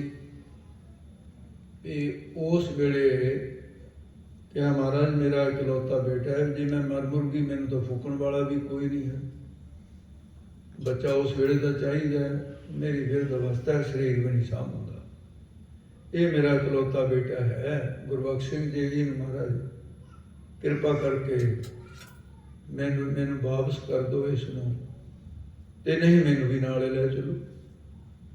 ਮਹਾਰਾਜ ਕਹਿੰਦੇ, ਭਾਈ ਗੁਰਬਖਸ਼ ਸਿੰਘ? ਹਾਂ ਮਹਾਰਾਜ। ਕਹਿੰਦੇ, ਮਾਤਾ ਦੀ ਗੱਲ ਠੀਕ ਹੈ, ਜੇ ਬਿਰਧ ਅਵਸਥਾ 'ਚ ਭਾਈ ਬੱਚੇ ਨਹੀਂ ਸਾਂਭਣਗੇ, ਮਾਂ ਪਿਓ ਨੂੰ ਕੌਣ ਸਾਂਭੂਗਾ? ਇਸ ਕਰਕੇ ਜਾ, ਸਾਡਾ ਵਚਨ ਹੈ, ਆਪਣੀ ਮਾਤਾ ਦਾ ਵਚਨ ਮੰਨ ਕੇ ਚਲਾ ਜਾਣਾ। ਤੇ ਮਾਤਾ ਵਿਰਾਗ ਕਰਦੀ ਹੈ ਵੀ ਮੈਂ ਪੁੱਤਰ ਦੇ ਵਿਛੋੜੇ 'ਚ ਸਰੀਰ ਤਿਆਗ ਜਾਵਾਂ। ਭਾਈ ਗੁਰਬਖਸ਼ ਸਿੰਘ ਕਹਿੰਦੇ, ਗਰੀਬ ਨਵਾਜ਼ ਮੇਰੀ ਬੇਨਤੀ ਹੈ ਵੀ ਜੇ ਮੈਂ ਨਾਲ ਵੀ ਚਲੇ ਜਾਵਾਂ, ਮਾਂ ਨੇ ਤਾਂ ਵੀ ਮਰੇ ਜਾਣਾ। ਕਹਿੰਦੇ, ਕਿਵੇਂ? ਕਹਿੰਦੇ, ਮਹਾਰਾਜ ਮੈਂ ਪਰਮ ਕਰ ਚੁੱਕਾ ਵੀ ਤੁਹਾਡੇ ਦਰਸ਼ਨ ਕਰੇ ਤੋਂ ਬਿਨਾਂ ਪ੍ਰਸ਼ਾਦਾ ਨਹੀਂ ਛਕਣਾ। ਮਾਤਾ ਸਾਹਿਬ ਕੌਰ ਨੇ ਵੀ ਦਮਦਮੇ ਸਾਹਿਬ ਪਰਨ ਕੀਤਾ ਤੇ ਭਾਈ ਗੁਰਬਖਸ਼ ਸਿੰਘ ਜੀ ਨੇ, ਤਾਂ ਕਿ ਵਿਛੋੜਾ ਹੀ ਨਾ ਹੋਵੇ। ਜੇ ਵਿਛੋੜਾ ਹੋ ਜਾਏ ਤਾਂ ਸਰੀਰ ਹੀ ਸਮਾਪਤ ਹੋ ਜਾਏ। ਇਸ ਕਰਕੇ ਮਹਾਰਾਜ ਮੈਂ ਚਲਿਆ ਤਾਂ ਜਾਊਂਗਾ, ਪ੍ਰਸ਼ਾਦਾ ਮੈਂ ਛਕਣਾ ਨਹੀਂ ਤੁਹਾਡੇ ਦਰਸ਼ਨਾਂ ਤੋਂ ਬਿਨਾਂ। ਅੰਨ ਤੋਂ ਬਿਨਾਂ ਸਰੀਰ ਨਹੀਂ ਚੱਲਣਾ। ਮੈਂ ਮਰ ਜੂੰਗਾ, ਮੇਰੇ ਵਿਛੋੜ 'ਚ ਮਾਂ ਵੀ ਮਰ ਜੂ। ਕਮ ਸੇ ਕਮ ਇਹ ਤਾਂ ਬੁੱਢੀ ਹੋਈ ਹੈ, ਇਹਨੇ ਤਾਂ ਮਰਨਾ ਹੀ ਹੈ। ਮੇਰੀ ਅਜੇ ਮਹਾਰਾਜ ਉਮਰ ਹੈ, ਵੀ ਤੁਸੀਂ ਕਿਰਪਾ ਕਰੋ ਤੇ ਮੈਨੂੰ ਜਿਉਂਦਾ ਰੱਖਣ ਵਾਸਤੇ ਨਾਲ ਲੈ ਚੱਲੋ। ਦੋ ਗਏ ਥਾਵ ਰੱਖੇ ਗੁਰ ਸੂਰੇ। ਮਹਾਰਾਜ ਕਹਿੰਦੇ ਦੋਨੇ ਗੱਲਾਂ ਰਹਿ ਜਾਣਗੀਆਂ। ਗੁਰਬਖਸ਼ ਸਿੰਘ, ਮੈਂ ਤੈਨੂੰ ਬਚਨ ਦੇਣਾ, ਕਹਿੰਦੇ ਤੈਨੂੰ ਨਾਲ ਜਾ ਕੇ ਦਰਸ਼ਨ ਕਰਨ ਦੀ ਲੋੜ ਨਹੀਂ। ਇਹ ਮੇਰਾ ਵਾਅਦਾ ਰਿਹਾ, ਤੂੰ ਆਪਣੇ ਘਰ ਵਾਪਸ ਚਲਾ ਜਾ, ਜੰਗਲ ਦੇ ਵਿੱਚ ਜਾਈਂ, ਨਾਲ ਨਾ ਕੋਈ ਬੰਦਾ ਹੋਵੇ, ਨਹੀਂ ਖੇਡ ਨਹੀਂ ਵਰਤੇ। ਇਕਾਂਤ ਵਿੱਚ ਬੈਠ ਕੇ ਜਪਜੀ ਸਾਹਿਬ ਦਾ ਪਾਠ ਕਰ ਲਈ ਤੇ ਫਿਰ ਅਰਦਾਸ ਕਰੀ ਕਿ ਮਹਾਰਾਜ ਮੈਨੂੰ ਦਰਸ਼ਨ ਦਿਓ। ਤੇ ਸਤਿਗੁਰੂ ਕਹਿਣ ਲੱਗੇ, ਮੈਂ ਜੇ ਦੀਵਾਨ 'ਚ ਬੈਠਾ ਹੋਊਂਗਾ ਤਾਂ ਤੈਨੂੰ ਉਵੇਂ ਜਿਵੇਂ ਦਿਖੂ ਵੀ ਦੀਵਾਨ 'ਚ ਬੈਠੇ। ਜੇ ਮੈਂ ਉਪਦੇਸ਼ ਕਰਦਾ ਤੈਨੂੰ ਉਵੇਂ ਜਿਵੇਂ ਦਿਖੂ ਵੀ ਉਪਦੇਸ਼ ਕਰ ਰਹੇ। ਜੇ ਮੈਂ ਘੋੜੇ ਤੇ ਜਾ ਰਿਹਾ ਤੈਨੂੰ ਉਵੇਂ ਜਿਵੇਂ ਦਿਖੂਗਾ ਉਹ ਘੋੜਾ ਜਾ ਰਿਹਾ। ਦਰਸ਼ਨ ਹੋ ਜਾਣਗੇ ਤੇ ਤੂੰ ਭਾਈ ਪ੍ਰਸ਼ਾਦਾ ਪਾਣੀ ਛਕ ਲਈ। ਕਹਿਣ ਲੱਗੇ ਮਹਾਰਾਜ ਸਾਹਿਬ, ਕਹਿੰਦੇ ਇਹ ਜਿਹੜਾ ਮੇਰਾ ਵਚਨ ਹੈ ਕਿਸੇ ਨੂੰ ਦੱਸਣ ਦੀ ਲੋੜ ਨਹੀਂ। ਤੇ ਇੱਕ ਗੱਲ ਹੋਰ ਸੁਣ ਲੈ, ਕਹਿੰਦੇ ਮੇਰਾ ਸਰੀਰ ਜਿਹੜਾ ਹੈ ਉਹ ਸਮਾਪਤ ਹੋ ਜਾਣਾ, ਥੋੜਾ ਸਮਾਂ ਰਹਿੰਦਾ ਹੈ, ਕੁਝ ਸਾਲ ਰਹਿੰਦੇ ਨੇ। ਤੇਰਾ ਸਰੀਰ ਬਹੁਤ ਦੇਰ ਤੱਕ ਰਹਿਣਾ। ਇਹ ਵਚਨ ਤੇਰੇ ਸਰੀਰ ਤੱਕ ਹੈ। ਜਿੰਨੀ ਦੇਰ ਤੱਕ ਤਾਂ ਮੈਂ ਸਰੀਰ ਦੇ ਵਿੱਚ ਬੈਠਾ, ਉਨੀ ਦੇਰ ਤੱਕ ਤਾਂ ਜੋ ਕਰਦਾ ਹੋਵਾਂਗਾ ਉਹ ਤੈਨੂੰ ਦ੍ਰਿਸ਼ ਦਿਖੂਗਾ। ਤੇ ਫਿਰ ਬਈ ਸਰੀਰ ਤੋਂ ਬਾਅਦ ਜਦੋਂ ਤੂੰ ਅਰਦਾਸ ਕਰੇਗਾ, ਮੈਂ ਤੇਰੇ ਕੋਲ ਸਾਹਮਣੇ ਖੜ ਕੇ ਦਰਸ਼ਨ ਦੇਵਾਂਗਾ। ਸਾਧ ਸੰਗਤ ਜੀ, ਗੱਲਾਂ ਕਰਨੀਆਂ ਸੌਖੀਆਂ। ਭਾਈ ਰਾਮ ਕੌਰ ਜੀ 53 ਸਾਲ ਜਿਉਂਦੇ ਰਹੇ ਨੇ। ਤੋਂ ਬਾਅਦ 53 ਸਾਲ ਬਿਨਾਂ ਨਾਗਾ ਗੁਰੂ ਗੋਬਿੰਦ ਸਿੰਘ ਦੇ ਦਰਸ਼ਨ ਕਰਦੇ ਰਹੇ। ਤੇ ਮਹਾਰਾਜ ਨੇ ਕਿਹਾ ਕਿ ਬਈ ਤੈਨੂੰ ਅਸੀਂ ਬ੍ਰਹਮ ਗਿਆਨ ਦਿੱਤਾ, ਅੰਤਰਯਾਮਤਾ ਦਿੱਤੀ। ਖੁਸ਼ ਹੋ ਕੇ ਮਹਾਰਾਜ ਕਹਿੰਦੇ, ਮੇਰੇ ਥੋੜੇ ਜਿਹੇ ਜੀਵਨ ਦੇ ਕੌਤਕ ਦਾ ਤੂੰ ਅੰਤਰ ਧਿਆਨ ਹੋ ਕੇ ਦੇਖ ਹੀ ਲਏਗਾ। ਤੇ ਤੈਨੂੰ ਤਾਂ ਭਾਈ ਸਾਰੇ ਗੁਰੂ ਸਾਹਿਬਾਨਾਂ ਦੇ ਜਿੰਨੇ ਹੁਣ ਤੱਕ ਕਰਤੱਵ ਕੀਤੇ ਨੇ, ਤੇ ਤੈਨੂੰ ਤੂੰ ਜੇ ਧਿਆਨ ਕਰੇਗਾ ਤੈਨੂੰ ਸਾਰਾ ਹੀ ਉਹਨਾਂ ਦੇ ਜੀਵਨ ਦਾ ਗਿਆਨ ਹੋ ਜਾਊਗਾ, ਕਿਹੜੇ ਗੁਰੂ ਨੇ ਕਿੱਥੇ ਕੀ ਚੋਜ ਕੀਤਾ। ਇਹ ਬਰਸੀ ਭਾਈ ਸਾਹਿਬ ਦੇ ਕੋਲ ਸਿੰਘਾਂ ਨੂੰ ਪਤਾ ਸੀ, ਇਹ ਬਾਬਾ ਜੀ ਤੁਹਾਨੂੰ ਤਾਂ ਬਰ ਮਿਲਿਆ ਹੋਇਆ ਤੇ ਸਾਨੂੰ ਜਰਾ ਕਿਰਪਾ ਕਰਕੇ ਜੇ ਕਥਾ ਸੁਣਾਓ। ਸਿੱਖ ਧਰਮ ਦੇ ਵਿੱਚ ਕਥਾ ਗੁਰੂ ਸਾਹਿਬ ਦੇ ਜੀਵਨ ਕਾਲ ਤੋਂ ਚੱਲ ਰਹੀ। ਗੁਰੂ ਨਾਨਕ ਸਾਹਿਬ ਨੇ ਆਪ ਕਥਾ ਆਰੰਭ ਕੀਤੀ, ਜਪਜੀ ਸਾਹਿਬ ਦੀ ਆਪ ਕਥਾ ਕੀਤੀ। ਇਹਦਾ ਸਬੂਤ ਹੈ, ਦਾਸ ਦੇ ਕੋਲ ਪੋਥੀ ਪਈ ਹੈ ਜਿਹੜੀ ਉਸ ਵੇਲੇ ਲਿਖਤ ਹੋਈ। ਜਪਜੀ ਸਾਹਿਬ ਦੇ ਅਰਥ ਕੀਤੇ ਗੁਰੂ ਨਾਨਕ ਸਾਹਿਬ ਨੇ। ਤੇ ਇਉਂ ਫਿਰ ਇਤਿਹਾਸ ਦੀ ਕਥਾ ਗੁਰੂ ਅੰਗਦ ਦੇਵ ਮਹਾਰਾਜ ਦੀ ਦੇਣ ਹੈ। ਗੁਰੂ ਅੰਗਦ ਦੇਵ ਜੀ ਨੇ ਭਾਈ ਬਾਲੇ ਨੂੰ ਬੁਲਾ ਕੇ ਕਥਾ ਕਰਵਾਈ। ਪੈੜੇ ਮੌਕੇ ਨੇ ਲਿਖੀ, ਜਨਮ ਸਾਖੀ ਬਣੀ।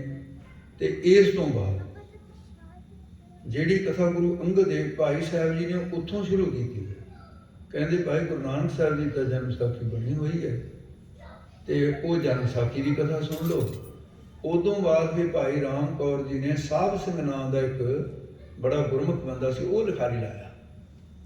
ਉਹ ਲਿਖਾਰੀ ਲਾ ਕੇ ਇਹ ਵਾਰਤਕ ਪੋਥੀ ਬਣੀ ਸੀ। ਸਾਧ ਸੰਗਤ ਵਾਰਤਕ ਲਿਖਦੇ ਗਏ ਤੇ ਭਾਈ ਸਾਹਿਬ ਦੀ ਸਮਾਧੀ ਕਈ ਵਾਰੀ ਤਾਂ ਕਈ ਦਿਨ ਸਮਾਧੀ ਹੋਣੀ ਸੀ ਖੁੱਲਦੀ, ਬੈਠੇ ਰਹਿੰਦੇ ਸੀ। ਫਿਰ ਸਮਾਧੀ ਖੁੱਲਦੀ, ਅੱਛਾ ਭਾਈ ਕਿੱਥੋਂ ਸੀ ਕਦਾ, ਫਿਰ ਸ਼ੁਰੂ ਕਰ ਲੈਣੀ। ਤੇ ਕਿਉਂ ਫਿਰ ਭਾਈ ਰਾਮ ਕੌਰ ਜੀ ਨੇ ਜੋ ਲਿਖਵਾਇਆ ਵਾਰਤਕ ਪੋਥੀ ਵਿੱਚ, ਉਹਦਾ ਛੰਦਾਬੰਦੀ 'ਚ ਉਤਾਰਾ ਕੀਤਾ ਭਾਈ ਸੰਤੋਖ ਸਿੰਘ ਸਾਹਿਬ ਨੇ। ਕੈਂਥਲ ਬੈਠ ਕੇ ਉੱਥੇ ਮਹਾਰਾਜਾ ਉਦੈ ਸਿੰਘ ਸੀ, ਉਹ ਮਹਾਰਾਜਾ ਨਹੀਂ ਸੀ ਕਹਾਉਂਦਾ, ਭਾਈ ਸਾਹਿਬ ਕਹਾਉਂਦਾ ਸੀ, ਭਾਈ ਉਦੈ ਸਿੰਘ। ਤੇ ਉਹ ਫਿਰ ਭਾਈ ਸਾਹਿਬ ਜੀ ਨੇ ਜਿਹੜੇ ਇਹ ਭਾਈ ਸੰਤੋਖ ਸਿੰਘ ਨੇ ਲਿਖਿਆ ਤੇ ਸੁਖਮਨੀ ਸਾਹਿਬ ਬਾਰੇ ਉੱਥੇ ਧਿਆਨ ਲਿਆਓ ਜਿੱਥੋਂ ਇਹ ਗੱਲ ਚੱਲੀ ਸੀ।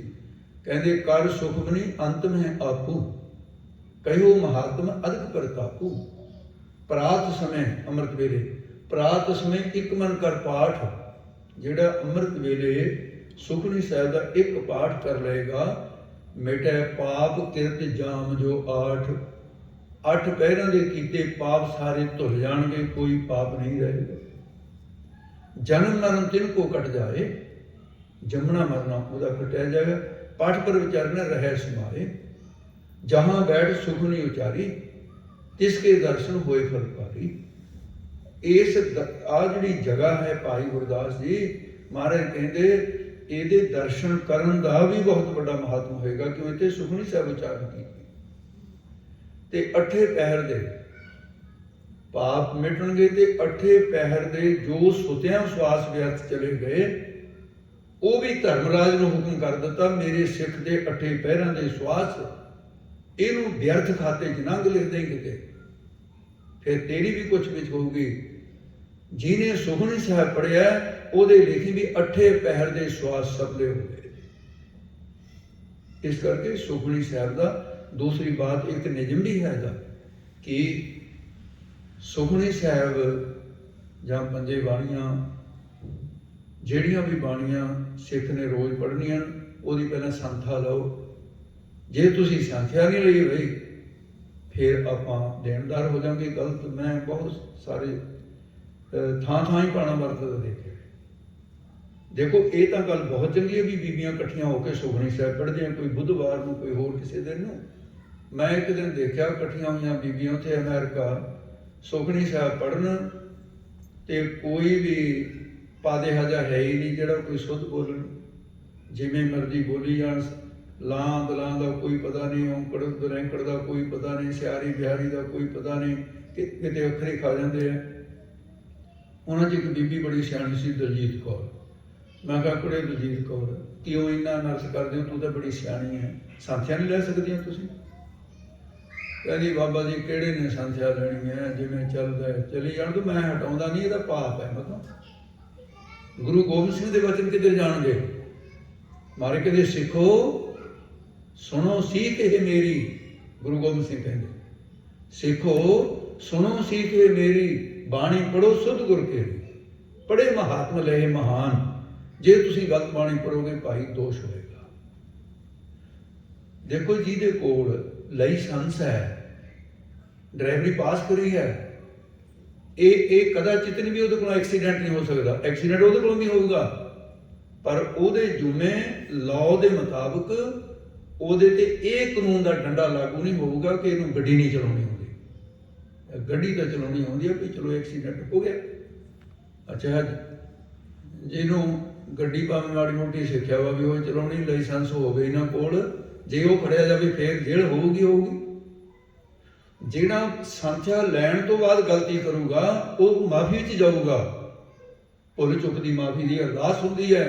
ਜਿਹਨੇ ਸੰਥਿਆ ਨਹੀਂ ਕੀਤੀ ਉਹਦੀ ਭੁੱਲ ਚੁੱਕ ਦੀ ਅਰਦਾਸ ਨਹੀਂ ਹੋ ਸਕਦੀ, ਕਿਉਂਕਿ ਸੰਥਿਆ ਨਹੀਂ ਕੀਤੀ।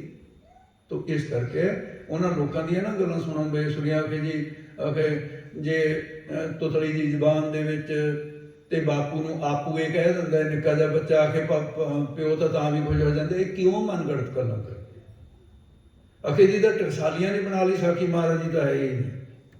मेहरबानी करो सबना का दर लेखा होए, करनी बाजू धरे ना कोई, अगों तो डरो। खैर आपां उस विषय जाइए, क्यों सुखमनी साहिब दी देन उत्थी दती महाराज साहब। जदों स्वरूप संपूर्ण हो गया, मैं हुण बिल्कुल इहनूं संखेप करदा क्योंकि समा जिहड़ा है वो बहुत थोड़ा ही रह गया। तो महाराज साहब ने फिर जिलत का इंतजाम कर लिया, जिलत बनी गई, सारा कुछ हो गया।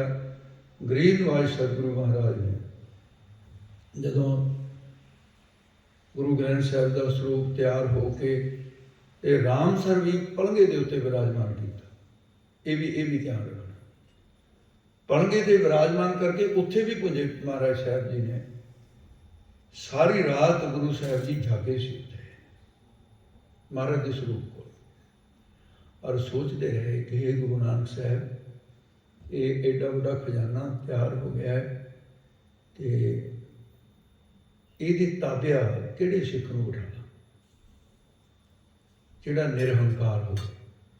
ਜੇ ਬੇਦੀਆਂ ਚੋਂ ਬਾਹਰ ਕੋਈ ਕਹਿਣਗੇ ਵੀ ਗੁਰੂ ਨਾਨਕ ਸਾਹਿਬ ਬੇਦੀ ਸੀ ਇਸ ਕਰਕੇ ਉਹ ਹੰਕਾਰ ਆ ਜਾਣਾ।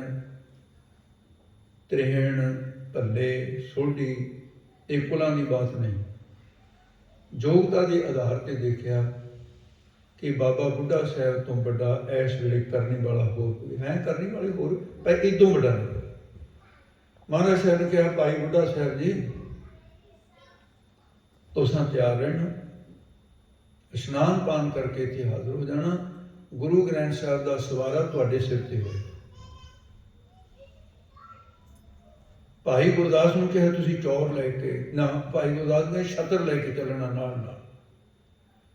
ਉਹ ਦ੍ਰਿਸ਼ ਤਾਂ ਉਹੀ ਸਿੱਖ ਜਾਣਦੇ ਆ। ਦੋਨਾਂ ਪਾਸਿਆਂ ਦੇ ਵਿੱਚ ਪੂਰੀ ਕਤਾਰ ਬਣ ਕੇ ਭੀੜ ਸੀ। ਨਗਰ ਕੀਰਤਨ ਦੇ ਰੂਪ ਦੇ ਅੰਦਰ ਅੰਮ੍ਰਿਤ ਵੇਲੇ ਮਹਾਰਾਜ ਸਾਹਿਬ ਜੀ ਚੱਲੇ ਤੇ ਚੌਰ ਕਰਦੇ ਆਏ ਗੁਰੂ ਅਰਜਨ ਦੇਵ ਜੀ। ਫੁੱਲਾਂ ਦੀ ਵਰਖਾ ਹੋਈ, ਘੜਿਆਲ ਸ਼ੰਖਾਂ ਵੱਜਦੇ ਰਹੇ, ਧੂਪ ਦਿਖਾਏ ਗਏ। ਤੇ ਜਦੋਂ ਹਰਿਮੰਦਰ ਸਾਹਿਬ ਦੇ ਅੰਦਰ ਆਏ, ਉੱਥੇ ਪਹਿਲਾਂ ਆਸਾ ਦੀ ਵਾਰ ਦਾ ਕੀਰਤਨ ਹੋ ਰਿਹਾ ਸੀ। ਅੱਜ ਵੀ ਉਸੇ ਤਰ੍ਹਾਂ ਹੋ ਰਿਹਾ ਹੈ। ਜਿੰਨੇ ਸਮੇਂ ਦੇ ਗੁਰੂ ਅਰਜਨ ਦੇਵ ਜੀ ਗੁਰੂ ਗ੍ਰੰਥ ਸਾਹਿਬ ਲੈ ਕੇ ਆਏ ਸੀ ਹਰਿਮੰਦਰ ਸਾਹਿਬ ਦੇ ਅੰਦਰ, ਅੱਜ ਵੀ ਉਨੇ ਸਮੇਂ ਤੇ ਗੁਰੂ ਗ੍ਰੰਥ ਸਾਹਿਬ ਕੋਠਾ ਸਾਹਿਬ ਚੋਂ ਆਉਂਦਾ ਹੈ। ਔਰ ਆਸਾ ਦੀ ਵਾਰ ਦਾ ਵੀ ਉਹੀ ਨਿਯਮ ਰੱਖਿਆ ਹੈ। ਬਾਕੀ ਦੇ ਛੱਕੇ ਬਾਅਦ ਵਿੱਚ ਹੁੰਦੇ ਆ। ਤੇ ਮਹਾਰਾਜ ਸਾਹਿਬ ਜੀ ਚੌਰ ਕਰਦੇ ਗਏ। ਬਾਬਾ ਬੁੱਢਾ ਸਾਹਿਬ ਜੀ ਤੇ ਤਾਬਿਆ ਬੈਠੇ ਸੀ ਤੇ ਮਹਾਰਾਜ ਸਾਹਿਬ ਸੁਖਾਸਨ ਹੋ ਕੇ ਗੁਰੂ ਗ੍ਰੰਥ ਸਾਹਿਬ ਦਾ ਪੜ੍ਹਦੇ ਦੇ ਸੀ। ਤਾਂ ਉਸ ਵੇਲੇ ਫਿਰ ਗੁਰੂ ਅਰਜਨ ਦੇਵ ਜੀ ਮਹਾਰਾਜ ਨੇ ਹੁਕਮ ਕੀਤਾ, ਕਿਉਂਕਿ ਬਾਬਾ ਬੁੱਢਾ ਸਾਹਿਬ ਉਸ ਵੇਲੇ ਰਮਾਲਾ ਚੱਕ ਨਹੀਂ ਸੀ ਰਹੇ ਵੀ ਗੁਰੂ ਸਾਹਿਬ ਦਾ ਹੁਕਮ ਹੋਏਗਾ ਅੱਗੇ ਕੀ ਕਰਨਾ। ਮਹਾਰਾਜ ਕਹਿੰਦੇ ਬੁੱਢਾ ਸਾਹਿਬ ਜਿਹੜੀ ਐਂ ਸ਼ਬਦ ਬੋਲਿਆ, ਕਿਉਂਕਿ ਤਾਬੇ ਬੈਠੇ ਸੀ। ਗੁਰੂ ਸਾਹਿਬ ਤਾਂ ਸਾਈਡ ਤੇ ਚੌਰ ਕਰ ਰਹੇ, ਸਾਹਿਬ ਦੇ ਤਾਬਿਆ ਬੈਠੇ ਹੋ ਤੁਸੀਂ। ਬੁੱਢਾ ਸਾਹਿਬ ਖੋਲੋ ਗ੍ਰੰਥ, ਯਾਨੀ ਪ੍ਰਕਾਸ਼ ਕਰੋ, ਲਿਖੋ ਆਵਾਜ਼, ਭਾਵ ਹੁਕਮਨਾਮਾ ਲਓ, ਸੁਣੇ ਸਭ ਪੰਥ ਸੰਗਤਾਂ ਸੁਣ ਲੈਣ। ਬਾਬਾ ਬੁੱਢਾ ਸਾਹਿਬ ਜੀ ਨੇ ਪ੍ਰਕਾਸ਼ ਕੀਤਾ, ਪਲਕਾਂ ਲਾਈਆਂ, 5 ਰੁਮਾਲੇ ਦਿੱਤੇ ਗਏ। ਅੱਜ ਤਾਂ ਉਹ ਉਸੇ ਤਰ੍ਹਾਂ ਹੀ ਪ੍ਰਕਿਰਿਆ ਸਾਰੀ ਸਮਝ ਲੈਣੀ। ਜੇ ਦੁੱਧ ਨਾਲ ਜਗ੍ਹਾ ਧੋਤੀ ਸੀ ਉਸ ਦਿਨ, ਤਾਂ ਅੱਜ ਵੀ ਦੁੱਧ ਨਾਲ ਹੀ ਧੋਈ ਜਾਂਦੀ ਹੈ। ਧੁਲਵਾਈ ਜਿਹੜੀ ਹੁੰਦੀ ਹੈ ਉਨੇ ਸਮੇਂ ਦੀ ਹੁੰਦੀ ਹੈ ਜਿੰਨੇ ਸਮੇਂ ਤੇ ਗੁਰੂ ਅਰਜਨ ਦੇਵ ਜੀ ਨੇ ਹੁਕਮ ਕੀਤਾ ਸੀ। ਤੇ ਬਾਬਾ ਬੁੱਢਾ ਸਾਹਿਬ ਜੀ ਨੇ ਹੁਕਮਨਾਮਾ ਲਿਆ, ਸੰਤਾਂ ਕੇ ਕਾਰਜ ਆਪ ਖਲੋਇਆ, ਹਰ ਕੰਮ ਕਰਾਵਣ ਆਇਆ ਰਾਮ, ਧਰਤ ਸੁਆਵੀ ਤਾਲ ਸੁਆਵਾ ਵਿੱਚ ਅੰਮ੍ਰਿਤ ਜਲ ਛਾਇਆ ਰਾਮ। ਇਹ ਹੁਕਮਨਾਮਾ ਹੈ। ਹੁਕਮਨਾਮੇ ਦੀਆਂ ਪਿਛਲੀਆਂ ਪੰਕਤੀਆਂ ਪੜ੍ਹੀਆਂ। ਜੋ ਮਰਜ਼ਾਦਾ ਹਰਿਮੰਦਰ ਸਾਹਿਬ ਦੇ ਅੰਦਰ ਗੁਰੂ ਅਰਜਨ ਦੇਵ ਜੀ ਨੇ ਲਾਗੂ ਕੀਤੀ, ਜੇ ਉਸ ਵੇਲੇ ਸੂਹੀ ਮਹੱਲਾ ਪੰਜਵਾ ਕਿਹਾ ਸੀ ਨਾ, ਤਾਂ ਫਿਰ ਉਕਣੇ ਕਿਹਾ ਜਾਂਦਾ, ਮਹਿਲਾ ਨਹੀਂ ਕਿਹਾ ਜਾ ਸਕਦਾ। ਕੋਈ ਕਹਿ ਕੇ ਦਿਖਾਵੇ, ਪਾਬੰਦੀ ਹੈ ਉਹਦੇ ਤੇ ਕਿ ਭਾਈ ਮਹਿਲਾ ਨਹੀਂ ਕਹਿ ਸਕਦਾ। ਇਹ ਅਕਾਲ ਤਖਤ ਦਾ ਹੁਕਮਨਾਮਾ ਵੀ ਹੋਇਆ ਹੋਇਆ। ਜਿਹੜੇ ਲੋਕ ਕਹਿੰਦੇ ਨੇ ਇਹ ਸੰਤ ਨੇ ਜੀ ਹੁਕਮਨਾਮਾ ਮੰਨਦੇ, ਮੈਨੂੰ ਤਾਂ ਸਮਝ ਨਹੀਂ ਆ ਰਹੀ ਵੀ ਇਹ ਕਰ ਕੀ ਰਹੇ। ਤੁਸੀਂ ਮਹਿਲਾ ਨਹੀਂ ਕਹਿਣ ਤੇ ਸਾਡੇ ਮਹਾਰਾਜ ਦੀ ਹਜ਼ੂਰੀ ਕਹਿ ਜਾਂਦੇ ਹੋ। ਪਰ ਪਾਬੰਦੀ ਲੱਗੀ ਹੋਈ ਹੈ ਮਹਿਲੇ ਦੇ ਉੱਤੇ, ਲਿਖਤੀ ਰੂਪ 'ਚ ਲੱਗੀ ਹੋਈ ਹੈ ਅਕਾਲ ਤਖਤ ਸਾਹਿਬ ਵੱਲੋਂ। ਸੋ ਇਹਨਾਂ ਗੱਲਾਂ ਨੂੰ ਪੁੱਛਣਾ ਚਾਹੀਏ।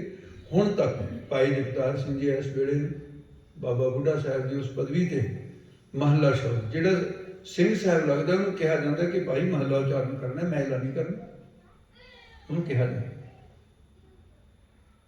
ਤੇ ਉਸ ਵੇਲੇ ਬਾਬਾ ਬੁੱਢਾ ਸਾਹਿਬ ਮਾਲਾ ਪਾਉਣ ਲੱਗੇ। ਮਹਾਰਾਜ ਕਹਿੰਦੇ ਨੇ ਰੁਕੋ, ਜਪਜੀ ਸਾਹਿਬ ਦਾ ਪਾਠ ਕਰੋ।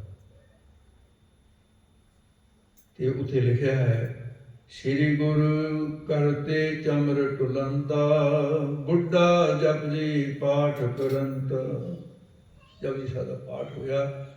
ਤੇ ਜਿਸ ਵੇਲੇ ਸ਼ਾਮ ਦਾ ਵਕਤ ਹੋਇਆ ਤਾਂ ਹੁਣ ਬਾਬਾ ਬੁੱਢਾ ਸਾਹਿਬ ਜਦੋਂ ਬਾਬੇ ਮੋਹਨ ਦੇ ਕੋਲ ਪੋਥੀਆਂ ਲੈਣ ਗਏ ਸੀ, ਉਸ ਤੋਂ ਬਾਅਦ ਬਾਬਾ ਬੁੱਢਾ ਸਾਹਿਬ ਜੀ ਹਰ ਗੱਲ ਗੁਰੂ ਨੂੰ ਪੁੱਛ ਕੇ ਕਰ ਰਹੇ।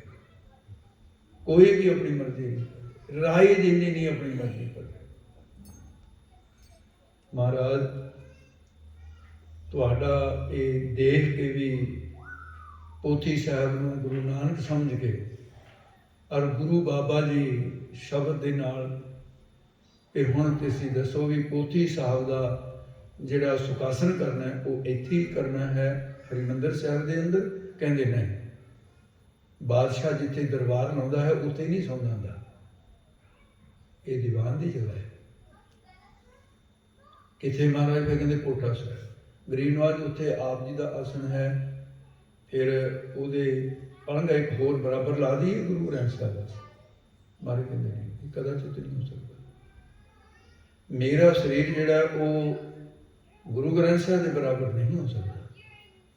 ਮੇਰਾ ਪਲੰਘਾ ਉਠਾ ਦਿਓ ਤੇ ਪੋਥੀ ਸਾਹਿਬ ਵਾਸਤੇ ਪਲੰਘਾ ਸੁੱਚਾ ਰੱਖਿਆ ਹੋਇਆ, ਬੰਦੋਬਸਤ ਕੀਤਾ ਹੋਇਆ, ਸੁੱਚੀ ਵਿਛਾਈ, ਜਾਓ ਆਪਣੇ ਮਾਤਾਵਾਂ ਨੂੰ ਕਹੋ ਤੇ ਸਾਰਾ ਕੁਝ ਤਿਆਰ ਕੀਤਾ ਹੋਇਆ ਤੇ ਉਹ ਉੱਥੇ ਜਾ ਕੇ ਪਲੰਘਾ ਦੇ। ਬਾਬਾ ਬੁੱਢਾ ਸਾਹਿਬ ਕਹਿੰਦੇ ਮਹਾਰਾਜ ਤੁਹਾਡਾ ਆਸਣ ਫਿਰ ਆਪ ਜੀ ਆਰਾਮ ਕਿੱਥੇ ਕਰੋਗੇ? ਮਹਾਰਾਜ ਕਹਿੰਦੇ ਮੈਂ ਭੁੰਜੇ ਹੇਠਾਂ ਆਸਣ ਲਾਵਾਂਗਾ ਜ਼ਮੀਨ। ਕਿਹਾ ਮਹਾਰਾਜ ਦੇਖੋ ਬਾਕੀ ਕਿਸੇ ਗੱਲ 'ਚ ਮੈਂ ਕੋਈ ਦਖਲ ਨਹੀਂ ਦੇ ਰਿਹਾ, ਪਰ ਇਹ ਤਾਂ ਸਿੱਖਾਂ ਤੋਂ ਜਰ ਨਹੀਂ ਹੋਏਗੀ ਗੱਲ ਕਿ ਤੁਸੀਂ ਭੁੰਜੇ ਪਾਓ, ਸਿੱਖ ਜਾ ਕੇ ਪਲੰਘਿਆਂ 'ਤੇ ਬਹਿਣ, ਤੇ ਇਹ ਮਹਾਰਾਜ ਵੀ ਐਸਾ ਨਾ ਕਰੋ।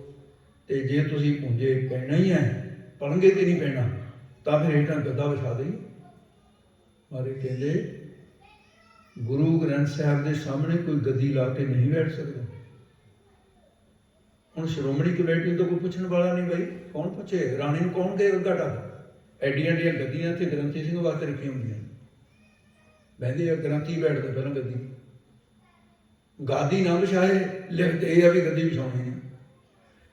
ਗੁਰੂ ਗ੍ਰੰਥ ਸਾਹਿਬ ਦੀ ਜਿਹੜੀ ਮੰਜੀ ਸਾਹਿਬ ਹੈ, ਇਹਦੇ ਵਿੱਚ ਇੱਕ ਤਹਿ ਚਾਦਰ ਦੀ ਵੱਧ ਹੋਣੀ ਚਾਹੀਦੀ ਹੈ ਗ੍ਰੰਥੀ ਸਿੰਘ ਨਾਲ। ਵਜ਼ੀਰ ਦਾ ਔਰ ਰਾਜੇ ਦੀ ਕੁਰਸੀ ਦਾ ਜਿਵੇਂ ਅੰਤਰਾ ਹੈ, ਤੇ ਉਹਨਾਂ ਗ੍ਰੰਥੀ ਸਿੰਘ ਵਜ਼ੀਰ ਹੈ, ਗੁਰੂ ਗ੍ਰੰਥ ਸਾਹਿਬ ਪਾਤਸ਼ਾਹ। ਇਹ ਮਰਜ਼ਾਦਾ ਹੈ ਗੁਰੂ ਸਾਹਿਬ ਦੀ ਬਣੀ ਹੋਈ। ਤੇ ਮਹਾਰਾਜ ਸਾਹਿਬ ਜੀ ਨੇ ਫਿਰ ਕਹਿਣ ਲੱਗੇ ਭਾਈ ਗੱਦੀ ਤਾਂ ਨਹੀਂ ਹੋ ਸਕਦੀ, ਚੰਗਾ ਇੰਨਾ ਕੁ ਵਚਨ ਤੁਹਾਡਾ ਮੰਨ ਲੈਣੇ, ਚਾਦਰ ਵਿਛਾ ਦਿਓ। ਅੱਜ ਵੀ ਚਾਦਰ ਵਿਛਦੀ ਹੈ, ਜਾ ਕੇ ਵੇਖ ਸਕਦੇ ਹੋ, ਪੁੱਛ ਸਕਦੇ ਹੋ ਵੀ ਇਹ ਕੀ ਹੈ। ਕਹਿਣਗੇ ਗੁਰੂ ਅਰਜਨ ਦੇਵ ਜੀ ਦੀ ਯਾਦ ਹੈ। ਤੇ ਮਾਰ ਭੂਮ ਸੈਮ ਸਤਿਗੁਰ ਕਰੇ, ਗੁਰੂ ਗ੍ਰੰਥ ਕੇ ਪਾਸ, ਗੁਰੂ ਗ੍ਰੰਥ ਸਾਹਿਬ ਦੇ ਪਾਸ ਭੂਮ ਸੈਨ ਕੀਤਾ, ਔਰ ਪਰਮੇਸ਼ਰ ਅਕਾਲ ਪੁਰਖ ਦਾ ਸਰੂਪ ਜਾਣਿਆ ਗੁਰੂ ਗ੍ਰੰਥ ਸਾਹਿਬ। ਸਮਾਂ ਹੁਣ ਬਹੁਤਾ ਨਹੀਂ ਹੈ ਆਪਣੇ ਕੋਲ, ਸਮਾਪਤੀ ਹੁੰਦਾ ਹੈ, ਤੇ ਬੜਾ ਕੁਛ ਰਹਿ ਗਿਆ, ਬਹੁਤ ਹੀ ਰਹਿ ਗਿਆ। ਮੇਰੇ ਕੋਲ 3-4 ਦਿਨ ਦੀ ਕਥਾ ਰਹਿ ਗਈ, ਉਹਨੂੰ ਆਪਾਂ ਸੰਖੇਪ ਦੇ ਨਾਲ ਹੁਣ, ਕਿਉਂਕਿ ਮੇਰੇ ਕੋਲ ਵੀ ਵਕਤ ਹੈ ਕਿ ਮੈਂ ਤਾਂ ਕਰਨ ਚਲੇ ਜਾਣਾ। ਸੋ ਆਓ ਮਹਾਰਾਜ ਸਾਹਿਬ ਜੀ ਨੇ ਫਿਰ ਜਿਹੜਾ ਇਹ ਸਰੂਪ, ਇਹ ਕਰਤਾਰਪੁਰ ਵਾਲੀ ਬੀੜ ਪਾਉਂਦੀ ਹੈ। ਇਹਦੇ ਵਿੱਚ 31 ਰਾਗ ਹੈ, 30 ਨਹੀਂ ਹੈ। ਸ੍ਰੀ ਰਾਗ ਮਾਝ ਗੌੜੀ ਆਸਾ ਗੁਜਰੀ ਗਧਾਰੀ ਵਿਆਗੜਾ ਬਨਹੰਸ ਸੋਠ ਤਨਾਸਰੀ ਗੈਸਰੀ ਟੋਡੀ ਬੈਰਾੜੀ ਤਿਲੰਗ ਸੂਈ ਬਿਲਾਵਰ ਗੋਂਡ ਰਾਮਕਲੀ ਨਟ ਨਾਰਾਇਣ ਮਾਲੀ ਗੌੜਾ ਮਾਰੂ ਤਿਖਾਰੀ ਕਿਦਾਰਾ ਪਹਿਰੋਂ ਬਸੰਤ ਸਾਰੰਗ ਮਲਹਾਰ ਕਾਨੜਾ ਕਲਿਆਣ। ਇਹ 30 ਰਾਗ ਹੋ ਗਏ ਪ੍ਰਭਾਤੀ ਸਰ, ਇਹ 30 ਰਾਗ ਇੱਥੇ ਪ੍ਰਭਾਤੀ ਤੱਕ 30 ਰਾਗ ਹੋ ਗਏ। ਇਹ ਹੈ ਕਰਤਾਰਪੁਰ ਸਾਹਿਬ ਵਾਲੇ। ਜਿਹੜਾ ਆਹ ਸਰੂਪ ਹੈ, ਇਹਦੇ ਜੈਜਾਵੰਤੀ ਗੁਰੂ ਤੇਗ ਬਹਾਦਰ ਸਾਹਿਬ ਜੀ ਦਾ ਰਾਗ ਹੈ, ਉਹ 31 ਰਾਗ ਨੇ ਜੈਜਾਵੰਤੀ ਦੇ ਸਮੇਤ। ਤੇ ਇਸ ਮਹਾਰਾਜ ਸਾਹਿਬ ਜੀ ਨੇ ਫਿਰ ਗੁਰੂ ਗ੍ਰੰਥ ਸਾਹਿਬ ਦੇ 31 ਲੱਖ, ਦੇਖੋ ਥੋੜੇ ਨਹੀਂ ਹੁੰਦੇ, 31 ਲੱਖ ਅੱਖਰ ਵਰਤੇ ਮਹਾਰਾਜ ਗੁਰੂ ਅਰਜਨ ਦੇਵ ਜੀ ਨੇ। 31,224 ਅੱਖਰ ਵਰਤੇ ਸਾਰੇ। ਇਹ ਗਿਣਤੀ ਗਿਆਨੀ ਗਿਆਨ ਸਿੰਘ ਜੀ ਨੇ ਕੀਤੀ ਹੈ ਤਵਾਰੀ ਵਿੱਚ। ਤੇ ਮਹਾਰਾਜ ਸਾਹਿਬ ਜੀ ਨੇ ਫਿਰ ਇਹਦੇ ਜਿਹੜੀ ਆਪਣੀ ਬਾਣੀ ਸੀ ਹਜ਼ੂਰ ਦੀ, ਉਹ 2323 ਸ਼ਬਦ ਮਹਾਰਾਜ ਸਾਹਿਬ ਜੀ ਨੇ ਇਹ ਗੁਰੂ ਗ੍ਰੰਥ ਸਾਹਿਬ ਦੇ ਅੰਦਰ ਆਪਣੀ ਬਾਣੀ 2313 ਇੰਨੀ ਬਾਣੀ ਗੁਰੂ ਅਰਜਨ ਦੇਵ ਜੀ ਮਹਾਰਾਜ ਦੀ ਹੈ। 6ਵੇਂ ਪਾਤਸ਼ਾਹ ਨੇ ਧੁਨਾਂ ਲਿਖੀਆਂ, ਨੱਥੇ ਬਦਲੇ ਨੂੰ ਸਦਕੇ ਉੱਥੇ 12 ਗਵਾਈਆਂ, 40 12 ਗਵਾਈਆਂ ਸੀ। ਉਹ ਬੜਾ ਜ਼ਿਆਦਾ ਕੀਤਾ, ਪੋਥੀਆਂ ਤਾਂ ਨਹੀਂ ਸਾਨੂੰ ਲੱਭ ਸਕੀ ਉਹ 40 12 ਵਾਲੀ, 40 12 ਗਾਇਨ ਕੀਤੀਆਂ ਸੀ ਨੱਥੇ ਬਦਲੇ। ਉਹਦੇ ਵਿੱਚ ਜਿਹੜੀਆਂ 9 ਕੇ ਮਿਲੀਆਂ, ਜਿਹੜੀਆਂ ਜਿਨ੍ਹਾਂ ਦੇ ਉੱਤੇ ਉਹੀ ਪੌੜੀਆਂ ਮਿਲੀਆਂ ਜਿਹੜੀਆਂ ਨੂੰ ਪਸੰਦ ਕਰ ਲਿਆ ਮਹਾਰਾਜ ਨੇ ਵੀ ਇਹਦੇ ਉੱਤੇ ਆਹ ਬਾਣੀ, ਇਹਦੇ ਉੱਤੇ ਜਿਵੇਂ ਟੁੰਡਿਆ ਸਰਾਜੀ ਦੀ ਧੁਨੀ, ਉਹਦੇ ਉੱਤੇ ਆਸਾ ਦੀ ਬਾਤ ਇਸ ਤਰ੍ਹਾਂ। ਇਹ ਧੁਨਾਂ ਜਿਹੜੀਆਂ ਨਾ, ਹੁਣ ਕਈ ਲੋਕ ਕਹਿੰਦੇ ਆ ਜੀ ਇਹ ਕਿਵੇਂ ਹੋ ਸਕਦਾ ਹੈ? ਆਖਿਰ ਇਹ ਸ਼ਾਹੀ ਦਾ ਫਰਕ ਨਹੀਂ ਪਿਆ, ਉਹ ਭਲੇ ਪੁਰਸ਼ੋਂ ਕਿਵੇਂ ਪੈ ਜਾਂਦਾ? ਭਾਈ ਗੁਰਦਾਸ ਹੋਈ ਲਿਖਣ ਵਾਲਾ, ਸ਼ਾਹੀ ਹੋਈ ਪਈ ਹੈ। ਲਿਖਾਰੀ ਹੋਈ ਹੈ ਤੇ ਗੁਰੂ ਹਰਗੋਬਿੰਦ ਸਾਹਿਬ ਨੇ ਕਹਿ ਕੇ ਲਿਖ ਦਿੱਤੀ, ਜਗ੍ਹਾ ਛੱਡੀ ਹੋਈ ਹੈ। ਤਾਂ ਇਸ ਕਰਕੇ ਹੈ। ਤੇ ਫਿਰ ਸੱਤਵੇਂ ਪਾਤਸ਼ਾਹ ਨੇ ਸਤਿਕਾਰ ਉਵੇਂ ਜਿਵੇਂ ਕੀਤਾ, ਬਾਣੀ ਵੱਖਰੀ ਨੂੰ ਉਚਾਰਨ ਕੀ। ਅੱਠਵੇਂ ਪਾਤਸ਼ਾਹ ਨੇ ਉਹ ਤਾਂ 7 ਸਾਲ 8 ਮਹੀਨੇ ਦੀ ਉਹ ਆਜੂ ਸੀ ਸਾਰੀ। ਉਹਦੇ ਫਿਰ ਨੌਵੇਂ ਪਾਤਸ਼ਾਹ ਤੇ ਗੁਰੂ ਤੇਗ ਬਹਾਦਰ ਸਾਹਿਬ, ਉਹਨਾਂ ਦੇ 115 ਸ਼ਬਦ ਹੈ ਜਿਹੜੇ 16 ਕਹਿੰਦੇ ਨੇ ਭਾਈ, ਉਹ ਗੁਰੂ ਗੋਬਿੰਦ ਸਿੰਘ ਵਾਲੇ ਨੂੰ ਵਿੱਚ ਗਿਣ ਲੈਂਦੇ ਆ। 115 ਇਹਨੂੰ ਗੁਰੂ ਤੇਗ ਬਹਾਦਰ ਸਾਹਿਬ ਦੇ, ਇੱਕ ਸ਼ਬਦ ਗੁਰੂ ਗੋਬਿੰਦ ਸਿੰਘ ਸਾਹਿਬ ਦਾ। ਮਹਾਰਾਜ ਦਾ ਜਵਾਬ ਦਿੱਤਾ ਸੀ ਉਹਨਾਂ ਨੇ ਕਿਹਾ, ਬਲ ਛੁੱਟ ਕੇ ਬੰਧਨ ਪਰੇ, ਕਛੂ ਨਾ ਹੋ ਤੋ ਪਾਏ, ਕਹੋ ਨਾਨਕਾ ਓਟ ਹਰ ਗਜ ਜੋ ਹੋ ਸਹਾਏ। ਮਹਾਰਾਜ ਨੇ ਉੱਤਰ ਮੰਗਿਆ, ਕਹਿੰਦੇ ਇਹ ਉੱਤਰ ਲੈ ਕੇ 9ਵੇਂ ਮਹੱਲੇ ਦੇ 6 ਪੱਖ ਨੇ। 49 ਸ਼ਲੋਕਾਂ ਦਾ ਇੱਕ ਪੱਖ ਹੈ, 2 ਸ਼ਲੋਕਾਂ ਦਾ ਇੱਕ ਹੈ, ਇੱਕ ਦਾ ਇੱਕ ਹੈ, ਫਿਰ ਇੱਕ ਦਾ ਇੱਕ ਹੈ, ਫਿਰ 3 ਸ਼ਲੋਕਾਂ ਦਾ ਵੱਖਰਾ। ਇਸ ਤਰ੍ਹਾਂ ਇਹ 6 ਪੱਖ ਨੇ। ਉਹਦੇ ਮਹਾਰਾਜ ਸਾਹਿਬ ਨੇ ਫਿਰ ਕਿਹਾ, ਸਿੱਖਾਂ, ਗੁਰੂ ਸਾਹਿਬ ਨੇ ਕੋਈ ਵਚਨ ਨਹੀਂ ਕੀਤਾ, ਕਹਿੰਦੇ ਮਹਾਰਾਜ ਤੁਹਾਡੇ ਪ੍ਰਤੀ ਕੀਤਾ ਵੀ ਇਹਦਾ ਉੱਤਰ ਚਾਹੀਦਾ ਮੈਨੂੰ। ਕਹਿੰਦੇ ਇਹ ਤਾਂ ਉੱਤਰ ਆਪ ਹੀ ਮੰਗ ਰਹੇ ਸੀ। ਮਹਾਰਾਜ ਨੇ ਫਿਰ ਗਰੀਬ ਨਵਾਜ਼ ਨੇ ਉਚਾਰਨ ਕੀਤਾ, ਇਹ ਤੁਸੀਂ ਕਿਵੇਂ ਪਿਤਾ ਜੀ ਕਹਿਤਾ, ਬਲ ਛੁਟਕੇ ਨਹੀਂ, ਬਲ ਹੋਆ ਬੰਧਨ ਛੁਟੇ, ਸਭ ਕੁਛ ਹੋ ਤੋ ਪਾਏ, ਨਾਨਕ ਸਭ ਕੁਛ ਤੁਮਰੇ ਹੱਥ में तुम ही हो साए। ਇਹ ਉੱਤਰ ਦੇ ਦਿੱਤਾ। ਭਾਈ ਕਾਹਨ ਸਿੰਘ ਨਾਭਾ ਨੇ ਕਿਹਾ ਵੀ 10ਵੇਂ ਪਾਤਸ਼ਾਹ ਦਾ ਸ਼ਲੋਕ ਹੈ। ਭਾਈ ਗਿਆਨ ਸਿੰਘ ਗਿਆਨੀ ਨੇ ਕਿਹਾ, ਫਰੀਦਕੋਟ ਵਾਲੇ ਟੀਕੇ ਦੇ ਵਿੱਚ ਲਿਖਿਆ ਹੋਇਆ ਹੈ। ਬਾਬਾ ਦੀਪ ਸਿੰਘ ਦੀਆਂ ਬੀੜਾਂ ਦੇ ਵਿੱਚ ਇਸ ਤਰ੍ਹਾਂ, ਭਾਈ ਮਨੀ ਸਿੰਘ ਦੀ ਹੱਥ ਰੇਖ ਪੀੜ ਦੇ ਵਿੱਚ ਹੈ। ਹੁਣ ਜਿਹੜੀ ਮੇਰੀਆਂ ਅੱਖਾਂ ਨੂੰ ਨਸੀਬ ਹੋਈ, ਗੁਰੂ ਗੋਬਿੰਦ ਸਿੰਘ ਸਾਹਿਬ ਦੇ ਪਹਿਰੇ 'ਚ ਲਿਖੀ ਹੋਈ ਬੀੜ, ਉਹਦੇ 'ਤੇ ਸੰਮਤ ਪਿਆ ਹੋਇਆ ਹੈ, ਮਹਾਰਾਜ ਦੀ ਹਜ਼ੂਰੀ 'ਚ ਲਿਖੀ ਗਈ ਹੈ। ਤੇ ਉਹ ਅੱਖਰ ਅੱਖਰ ਮਹਾਰਾਜ ਦੇਖਦੇ ਰਹੇ। ਤੇ ਭਾਈ ਸਾਹਿਬ ਭਾਈ ਮਨੀ ਸਿੰਘ ਨੇ ਲਿਖਿਆ, ਤੇ ਮਹਾਰਾਜ ਸਾਹਿਬ ਸੱਚੇ ਪਾਤਸ਼ਾਹ, ਤੇ ਉਹ ਜਿਹੜੀ ਬੀੜ ਹੈ ਉਹ ਸ਼ੁਕਰ ਹੈ ਵੀ ਆਪਣੇ ਕੋਲ ਮੌਜੂਦ ਹੈ, ਸੁਰੱਖਿਅਤ ਹੈ। ਹਮਲੇ ਉਸ ਬੀੜ ਤੇ ਵੀ ਹੋਏ ਕਿ ਗਾਇਬ ਕੀਤੀ ਜਾਏ, ਪਰ ਮੈਂ ਉਸ ਸਿੰਘ ਨੂੰ ਦਾਵਤ ਦਿੰਦਾ, ਉਹਨੇ ਹਾਲੇ ਬਚਨ ਲਿਆ ਵਾ ਮੇਰੇ ਕੋਲੋਂ ਵੀ ਤੁਸੀਂ ਹਾਲੇ ਪ੍ਰਗਟ ਨਹੀਂ ਕਰਨਾ। ਇੱਥੇ ਵੀ ਫੋਨ ਆ ਲਿਆ ਤੇ ਮੇਰੀ ਗੱਲ ਨਹੀਂ ਹੋਈ। ਉਹਨੂੰ ਇਹ ਸੰਸਾ ਵੀ ਕਿਤੇ ਸੰਗਤਾਂ 'ਚ ਮੇਰਾ ਸੁਭਾਅ ਇਹ ਗੱਲ ਕਹਿ ਕੂ ਦੇਣਾ ਵੀ ਹਾਲੇ ਥੋੜ੍ਹਾ ਚਿਰ ਗੁਪਤ ਰੱਖਣਾ ਹੈ। ਉਹਦਾ ਕੋਈ ਕਾਰਨ ਹੈ ਦੱਸ ਰਿਹਾ। ਤੇ ਉਹ ਜਿਹੜੀ ਬੀੜ ਹੈ, ਤੇ ਜਿੱਥੇ ਇਹ ਲਿਖਿਆ ਨਾ ਮਹੱਲਾ 10ਵਾਂ, ਉਹਦਾ ਹੈਗਾ ਹੀ ਦੇਖੋ ਸ਼ਲੋਕ ਜਿੱਥੇ ਸ਼ੁਰੂ ਹੋਏ ਤੇ ਸ਼ਲੋਕ ਮਹੱਲਾ 9ਵਾਂ ਲਿਖਿਆ। ਜਿੱਥੇ ਇਹ ਸ਼ਲੋਕ ਹੈ ਉੱਥੇ ਮਹੱਲਾ 10ਵਾਂ ਤਾਂ ਹੈ ਹੀ, ਬਾਕੀ ਦੀ ਬੀੜਾਂ 'ਚ ਵੀ ਹੈ। ਪਰ ਅੱਗੇ ਇੱਦੋਂ ਵੀ ਇੱਕ ਮਾਰਕੇ ਦੀ ਹੋਰ ਗੱਲ ਹੈ। ਇਹ ਸ਼ਲੋਕ ਜਿੱਥੇ ਸਮਾਪਤ ਹੋ ਜਾਂਦਾ ਹੈ, 3 ਸ਼ਲੋਕ ਗੁਰੂ ਤੇਗ ਬਹਾਦਰ ਸਾਹਿਬ ਦੇ ਹੋਰ ਨੇ, ਉਹਨਾਂ ਦੇ ਮੂਹਰੇ ਫੇਰ ਮਹੱਲਾ 9ਵਾਂ ਲਿਖਿਆ ਹੋਇਆ ਹੈ, ਤਾਂ ਕਿ ਕਿਸੇ ਨੂੰ ਭੁਲੇਖਾ ਨਾ ਪਏ। ਇਹ ਭਾਈ ਮਨੀ ਸਿੰਘ ਦੀ ਲਿਖਤ ਹੈ, ਔਰ ਇਹਦੇ ਤੇ ਤਾਰੀਖ ਮੇਰੀ ਹੈ ਜਿਹੜੀ ਉੱਤੇ ਲਿਖੀ ਹੋਈ ਹੈ ਤਰੀਕ, ਉਸ ਰੂਪ ਦੇ ਉੱਤੇ ਇਤਿਹਾਸ ਮਿਲਿਆ ਵੀ ਉਸ ਵੇਲੇ ਗੁਰੂ ਸਾਹਿਬ ਆਪ ਹਾਜ਼ਰ ਸਨ, ਉਹਨਾਂ ਦੀ ਮੌਜੂਦਗੀ ਲਿਖੀ ਹੋਈ ਬੀੜ ਹੈ। ਸੋ ਇਸ ਕਰਕੇ ਉਸ ਬੀੜ ਦੇ ਵਿੱਚ ਤੇ ਥੋੜਾ ਜਿਹਾ ਟਾਈਮ ਉੱਤੇ ਹੋ ਰਿਹਾ, ਤੁਸੀਂ ਘਬਰਾਉਣਾ ਨਹੀਂ ਹੈ ਸਾਰਿਆਂ ਨੇ, ਤਾਂ ਕਿ ਥੋੜੀ ਜਿਹੀ ਗੱਲ ਵੀ ਅੱਜ ਨਗਰ ਕੀਰਤਨ ਸੀ। ਹਾਲਾਂਕਿ ਤੁਹਾਡੇ ਨਾਲ ਕਾਹਲੀ ਮੈਨੂੰ ਜਾ ਕੇ, ਮੈਂ ਤਾਂ ਜੇ ਟੈਚੀ ਟੂਚੀ ਉੱਕਣੇ ਖੜਿਆ ਪਿਆ ਸਮਾਨ ਮੇਰਾ, ਮੈਂ ਜਾ ਕੇ ਉਹ ਸਮਾਨ ਇਕੱਠਾ ਕਰਨਾ। ਕਾਹਲੀ ਤੁਸੀਂ ਨਾ ਕਰੋ, ਮੈਂ ਕਰੂੰਗਾ ਕਾਹਲੀ ਵੱਲ ਕੇ ਤੁਹਾਡੇ ਸਾਹਮਣੇ। ਪਰ ਜਿਹੜੀ ਗੱਲ ਹੈ ਉਹਦੇ 'ਚ ਫਿਰ ਸਾਰੀ ਬਾਣੀ ਜਿਹੜੀ ਹੈ ਭਗਤਾਂ ਦੀ ਬਾਣੀ, ਇਹ ਤਾਂ ਹੋ ਗਈ ਨਾ ਗੁਰੂ ਸਾਹਿਬਾਨਾਂ ਦੀ ਬਾਣੀ, 4946 ਜਿਹੜੇ ਸ਼ਬਦ ਨੇ ਇਹ ਤਾਂ ਗੁਰੂ ਸਾਹਿਬਾਨਾਂ ਦੇ ਹੋ ਗਏ ਸਾਰੇ। ਇਸ ਤੋਂ ਬਾਅਦ ਭਗਤਾਂ ਦੀ ਬਾਣੀ ਜਿਹੜੀ ਹੈ ਕਬੀਰ ਸਾਹਿਬ ਦੇ 534 ਸ਼ਬਦ ਨੇ, ਬਾਬਾ ਫਰੀਦ ਸਾਹਿਬ ਦੇ 123 ਨੇ, ਭੱਟਾਂ ਦੇ ਸਵਈਏ 123 ਨੇ, ਨਾਮਦੇਵ ਜੀ ਦੇ 69 ਸ਼ਬਦ ਨੇ, ਰਵਿਦਾਸ ਜੀ ਦੇ 40 ਨੇ, ਤੇ ਸੱਤੇ ਬਲਵੰਡੇ ਦੀ ਜਿਹੜੀ ਵਾਰ ਹੈ ਇਹਦੇ 8 ਪਦ ਨੇ, ਬਾਬਾ ਸੁੰਦਰ ਜੀ ਦੇ 6 ਪਦ ਨੇ, ਤਰਲੋਚਨ ਜੀ ਦੇ 5 ਸ਼ਬਦ ਨੇ, ਧੰਨਾ ਜੀ ਦੇ 4 ਸ਼ਬਦ ਨੇ, ਬੇੜੀ ਤੇ ਮਰਦਾਨਾ ਦੋਨਾਂ ਦੇ ਜਿਹੜੇ 3-3 ਸ਼ਬਦ ਨੇ ਗੁਰੂ ਗ੍ਰੰਥ ਸਾਹਿਬ ਦੇ ਵਿੱਚ।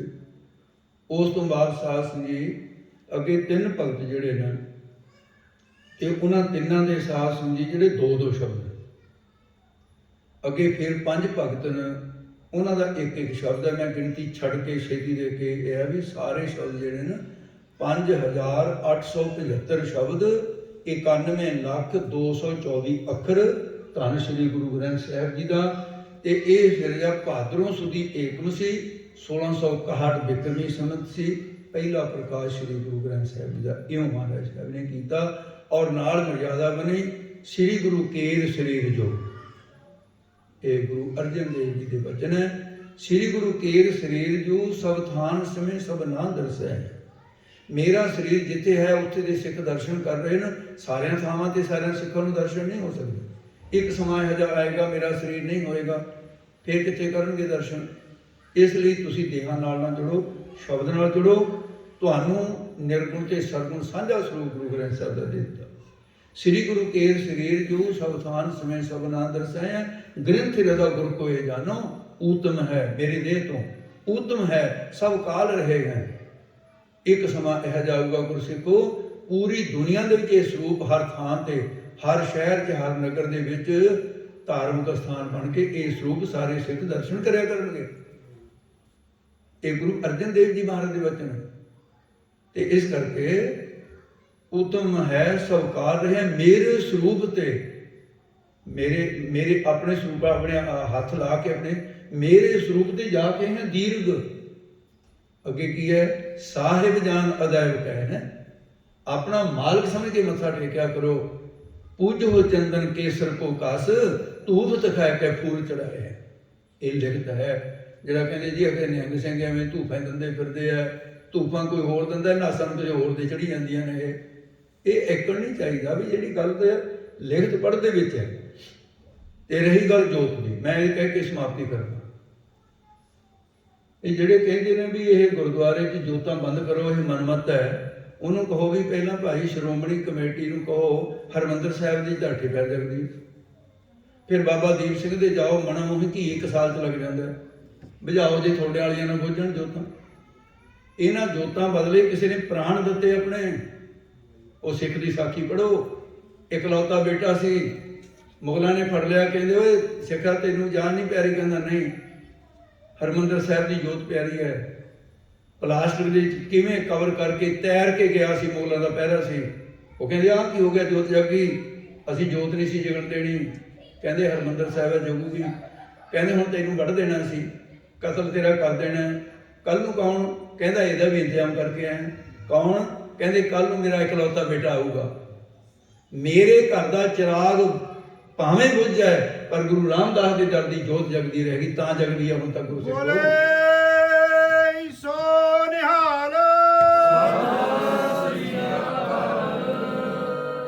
ते जे नूं नाल तुसीं सेहत का पक्ष देखना है, अज की साइंस का पक्ष देखना है, तो मेरे को इहदे प्रूफ न। बहुत बड़ा एक जिहड़ा जिहदा बड़े लोगों के नाम आउंदा है, राजनीतिक लोगों से पता नहीं उन्होंने मैं किवें चंगा लग्या। मैनूं आप आया मिलण वास्ते, लुक के आया, बिल्कुल किसी को कोई पता, साढ़े जथे वाले सिंह नूं पता लग्या।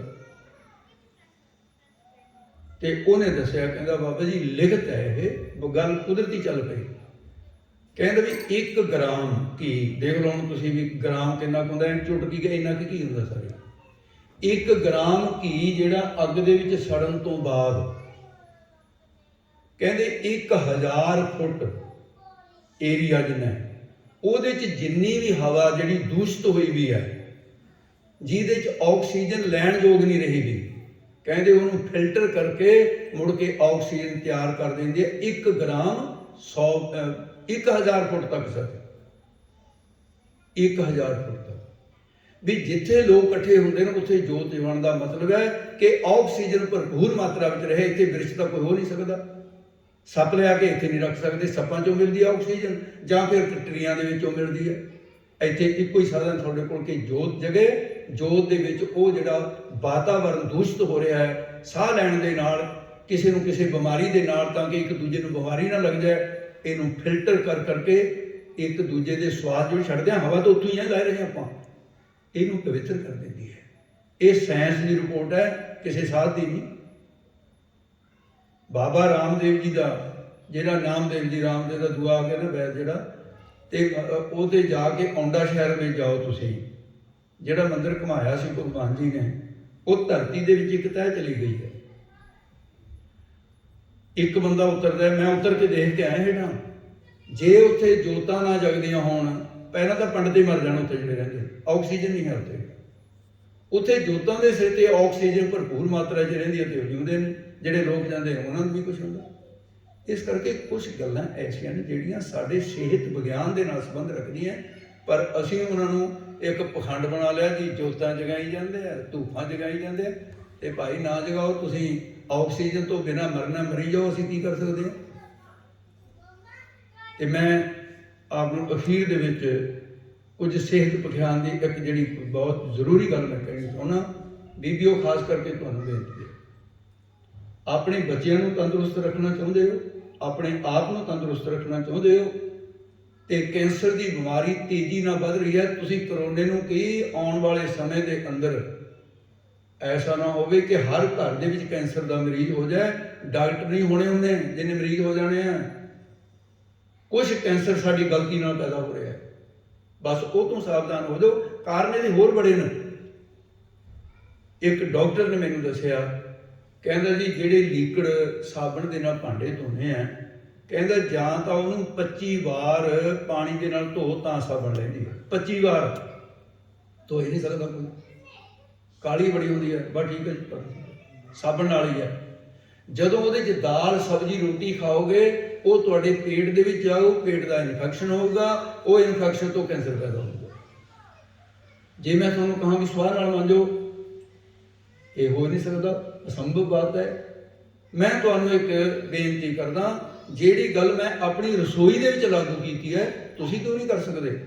1 किलो नींबू लो, उहदा पानी निचोड़ लो, 1 किलो, अद्धा किलो लूण जिहड़ा चिट्टा लूण ਉਹਦੇ ਵਿੱਚ ਘੋਲ ਦਿਓ ਚੰਗੀ ਤਰ੍ਹਾਂ। ਤੁਸੀਂ ਲੀਕੜ ਸਾਬਣ ਦੇ ਨਾਲ ਭਾਂਡੇ ਨੂੰ ਚੰਗੀ ਤਰ੍ਹਾਂ ਜਿਹੜਾ ਮਾਂਜ ਲਿਆ, ਜਿਵੇਂ ਤੁਸੀਂ ਆਪਣਾ ਘਰ ਪੂਰਾ ਕਰ ਲਿਆ ਵੀ ਝੱਗ ਬੜੀ ਉੱਠ ਖੜੀ ਜੀ, ਭਾਂਡਾ ਸਾਫ਼ ਹੋ ਗਿਆ, ਉਦੋਂ ਬਾਅਦ ਤੁਸੀਂ ਨਿੰਬੂ ਦੇ ਪਾਣੀ ਨਾਲ ਇੱਕ ਵਾਰੀ ਧੋ ਦੇ ਤੇ ਉਹਦੇ ਨਾਲ ਸਾਬਣ ਦਾ ਪ੍ਰਭਾਵ ਹੀ ਖਤਮ ਹੋ ਜਾਊਗਾ। ਦੱਸੋ ਕਿੱਡੀ ਕੁ ਵੱਡੀ ਗੱਲ। ਤੁਹਾਡੇ ਘਰਾਂ ਦੇ ਜਿੱਥੇ ਵੀ ਕੋਈ ਟਰੀ ਹੈ, 15 ਮਿੰਟ ਆਪਣੀ ਸਿਹਤ ਵਾਸਤੇ ਦਿਓ। ਉਹ ਬਿਰਸ਼ ਦੇ ਕੋਲ ਜਾ ਕੇ ਖੜ ਜਾਓ। ਜੇ ਤੁਹਾਡੇ ਘਰ ਦੇ ਕੋਲ ਨਹੀਂ, ਕਿਸੇ ਬਿਰਸ਼ ਕੋਲ ਜਾ ਕੇ पार्क के भी चले जाओ, बिरश उत्थे इत्थे तो आम ही बिरश ना। सवेर के वक्त जिवें धुआं किते ना अग दे विचों प्रैशर लाने के कई वर्कशापां जो धुएं नहीं निकलते हैं प्रैशर के नाल, सवेरे जदों सूरज चढ़दा हरेक बिरश के कोलों बड़ी भरपूर प्रैशर के नाल ऑक्सीजन निकल रही है। उस जाके उत्थे खड़ जाओ 15 मिनट, लम्मे लम्मे साह लो, फेफड़े खुल जाएंगे, दिमाग ठीक रहूगा। तो उत्थे खड़ के ते नाले वो थोड़ा जिहा योगा कर लो। उस वेले अपने शरीर नूं तंदुरुस्त रखने वास्ते जदों ऑक्सीजन पूरी अंदर चली गई, तुसीं तंदुरुस्त हो। अज की तरीक जिन्होंने ब्लड प्रैशर की गोली लाई सी, फिर सारी उम्र डॉक्टर कहते सी सारी उम्र बीबी तू ये गोली नहीं छड़ सकती। मैनूं अज फोन पर दस्सिया गया कि मेरी गोली छुट गई। क्यों? उन्हें जी दिमागी परेशानी सी, उहदी दिमागी परेशानी का इलाज कर दिता कि मूल मंत्र का गुरमंत्र का पाठ मन टिका के करना है, ध्यान टिका के बैठना है, तो चिंता फिक्र छड्ड दिओ, नानक चिंता मत करो चिंता सी ये।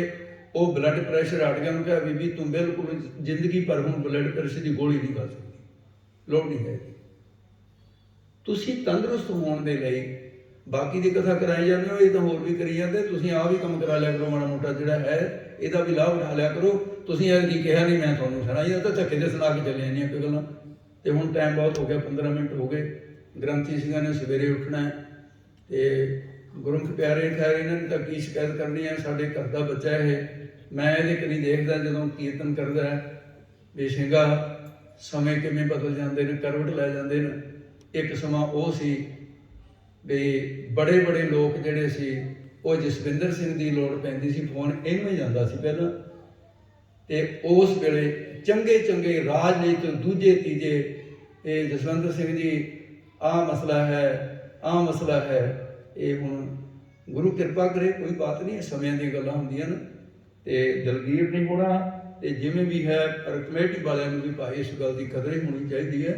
सतगुरु महाराज साहब जी कृपा करे, जिवें भी है प्रलब्ध है किसी ग्रंथी सिंह, किसी कथावाचक जो तुहाडे कोल है, कमेटी वाले नौकर ना समझा करो। ये नौकर नहीं है, ये नौकर गुरु गोबिंद सिंह साहब दे, ये नौकर गुरु ग्रंथ साहब दे न। गोलक दे विचों तनख्वाह दे रहे हो, तुसीं किहड़ा घर तो देने हो। इस करके ये भाव नहीं कदे प्रगट करना। इसका मतलब ये नहीं भी इत्थे दी कमेटी दे मैनूं शक है, नहीं, समूचे रूप दे विच कह रहे हैं ਕਿਉਂਕਿ ਆ ਮਸ਼ੀਨ 'ਚ ਭਰ ਰਹੇ ਨੇ, ਖਬਰ ਕਿਤੇ ਕਿਤੇ ਸੁਣਾ ਦੇਣਾ ਇਹਨਾਂ ਨੇ, ਇਹ ਤਾਂ ਬਾਕੀ ਸਾਰੇ ਹੋਰ ਵੀ ਸੁਣਨਗੇ ਨਾ। ਸੋ ਇਸ ਕਰਕੇ ਆ ਭਾਈ ਸਤਿਕਾਰ ਕਰੋ ਔਰ ਇੰਤਜ਼ਾਮ ਕਰਦੇ ਹੋਏ ਹੰਗਤਾ ਤੋਂ ਰਹਿਤ ਹੋ ਕੇ ਗੁਰਮਤਿ ਦੀ ਮਰਿਆਦਾ ਨੂੰ ਮੁੱਖ ਰੱਖ ਕੇ ਸਾਰੇ ਗੁਰੂ ਘਰਾਂ ਦੇ ਜਿੱਥੇ ਪਹਿਲਾ ਪ੍ਰਕਾਸ਼ ਦੀ ਗੱਲ ਹੈ ਭਾਈ, ਉੱਥੇ ਗੁਰੂ ਗ੍ਰੰਥ ਸਾਹਿਬ ਦੇ ਸਤਿਕਾਰ ਦੀ ਗੱਲ ਹੈ। ਬਹੁਤ ਬਹੁਤ ਧੰਨਵਾਦ। ਇਹ 7 ਦਿਨ ਜੋ ਭਾਈ ਭੁਪਿੰਦਰ ਸਿੰਘ ਜੀ ਨੇ ਮੂਹਰੇ ਹੋ ਕੇ ਇਹ ਲਿਖਾਇਆ ਸੀ ਤੁਹਾਡੇ ਕੋਲ, ਤੇ ਉਹਦੇ ਅਨੁਸਾਰ ਸਾਧ ਸੰਗਤ ਦੀ ਸੇਵਾ ਹੋਈ ਹੈ। ਤੇ ਹਰ ਸਾਲ ਮੈਂ ਇਸੇ ਸਟੇਜ ਤੇ ਆ ਕੇ ਤੁਹਾਡੇ ਦਰਸ਼ਨ ਕਰਦਾ। ਐਤਕੀ ਵਾਰ ਸੋਮਵਾਰ ਤੋਂ ਹੀ ਸੰਗਤਾਂ ਦਾ ਜਿਹੜੀ ਗਿਣਤੀ ਬਹੁਤ ਹੁੰਦੀ ਰਹੀ ਹੈ, ਇਸ ਗੱਲ ਦੀ ਵੀ ਮੈਂ ਵਧਾਈ ਤੁਹਾਨੂੰ ਦੇਣਾ। ਤੇ ਅੱਗੇ ਨਾਲੋਂ ਤੁਹਾਡੀ ਤਰੱਕੀ ਹੈ, ਦੇ ਗੁਰੂ ਕਿਰਪਾ ਕਰੇ। ਹੁਣ ਇੱਥੇ ਸਾਧ ਸੰਗਤ ਦੀ ਸਮਾਪਤੀ ਹੈ। ਭੁੱਲਾਂ ਚੁੱਕਾਂ ਦੀ ਖਿਮਾ ਕਰ ਰਹੀ। ਆਨੰਦ ਸਾਹਿਬ ਦਾ ਪਾਠ ਹੋਏਗਾ, ਫਿਰ ਉਸ ਤੋਂ ਬਾਅਦ ਅਰਦਾਸ। ਰਾਮ ਕਲੀ ਮਹਲਾ ਤੀਜਾ। ਆਨੰਦ ਇੱਕ ਓੰਕਾਰ ਸਤਿਗੁਰ ਪ੍ਰਸਾਦਿ। ਆਨੰਦ ਭਇਆ ਮੇਰੀ ਮਾਏ। ਬੋਲੋ ਭਾਈ ਸਾਰੇ ਬੋਲੋ। ਪਾਇਆ ਸਹਿਜ ਸੇਤੀ ਮਨ ਬਜਿਆ ਵਾਧਾਰੀਆ। ਰਾਗ ਰਤਨ ਪਰਵਾਰ ਪਰਿਆ ਸ਼ਬਦ ਗਾਵਣੇ ਆਇਆ। ਸ਼ਬਦੋ ਤਗਾਵੋ ਤੇਰਾ ਮਨ ਜੀ ਵਸਾਇਆ। ਕਹਿ ਨਾਨਕ ਆਨੰਦ ਹੋਆ ਸਤਿਗੁਰੂ ਮੈਂ ਪਾਇਆ। ਏ ਮਨ ਮੇਰਿਆ ਤੂੰ ਸਦਾ ਰਹੋ ਹਰ ਨਾਲ। ਹਰ ਨਾਲ ਰਹੋ ਤੂੰ ਮਨ ਮੇਰੇ। ਰੂਪ ਸਭ ਵਿਸਾਰਨਾ ਅੰਗੀਕਾਰੋ ਕਰੇ। ਤੇਰਾ ਕਾਰਨ ਸਭ ਸਵਾਰਨਾ। ਸਭਨਾ ਗਲਾਂ ਸਮਰੱਥ ਸੁਆਮੀ ਸੋ ਕਿਉ ਨ ਵਿਸਾਰੇ। ਕਹਿ ਨਾਨਕ ਮਨ ਮੇਰੇ ਸਦਾ ਰਹੋ ਹਰ ਨਾਲ। ਸਾਚੇ ਸਾਹਿਬਾ ਕਿਆ ਨਾਹੀ ਕਰਤੇ।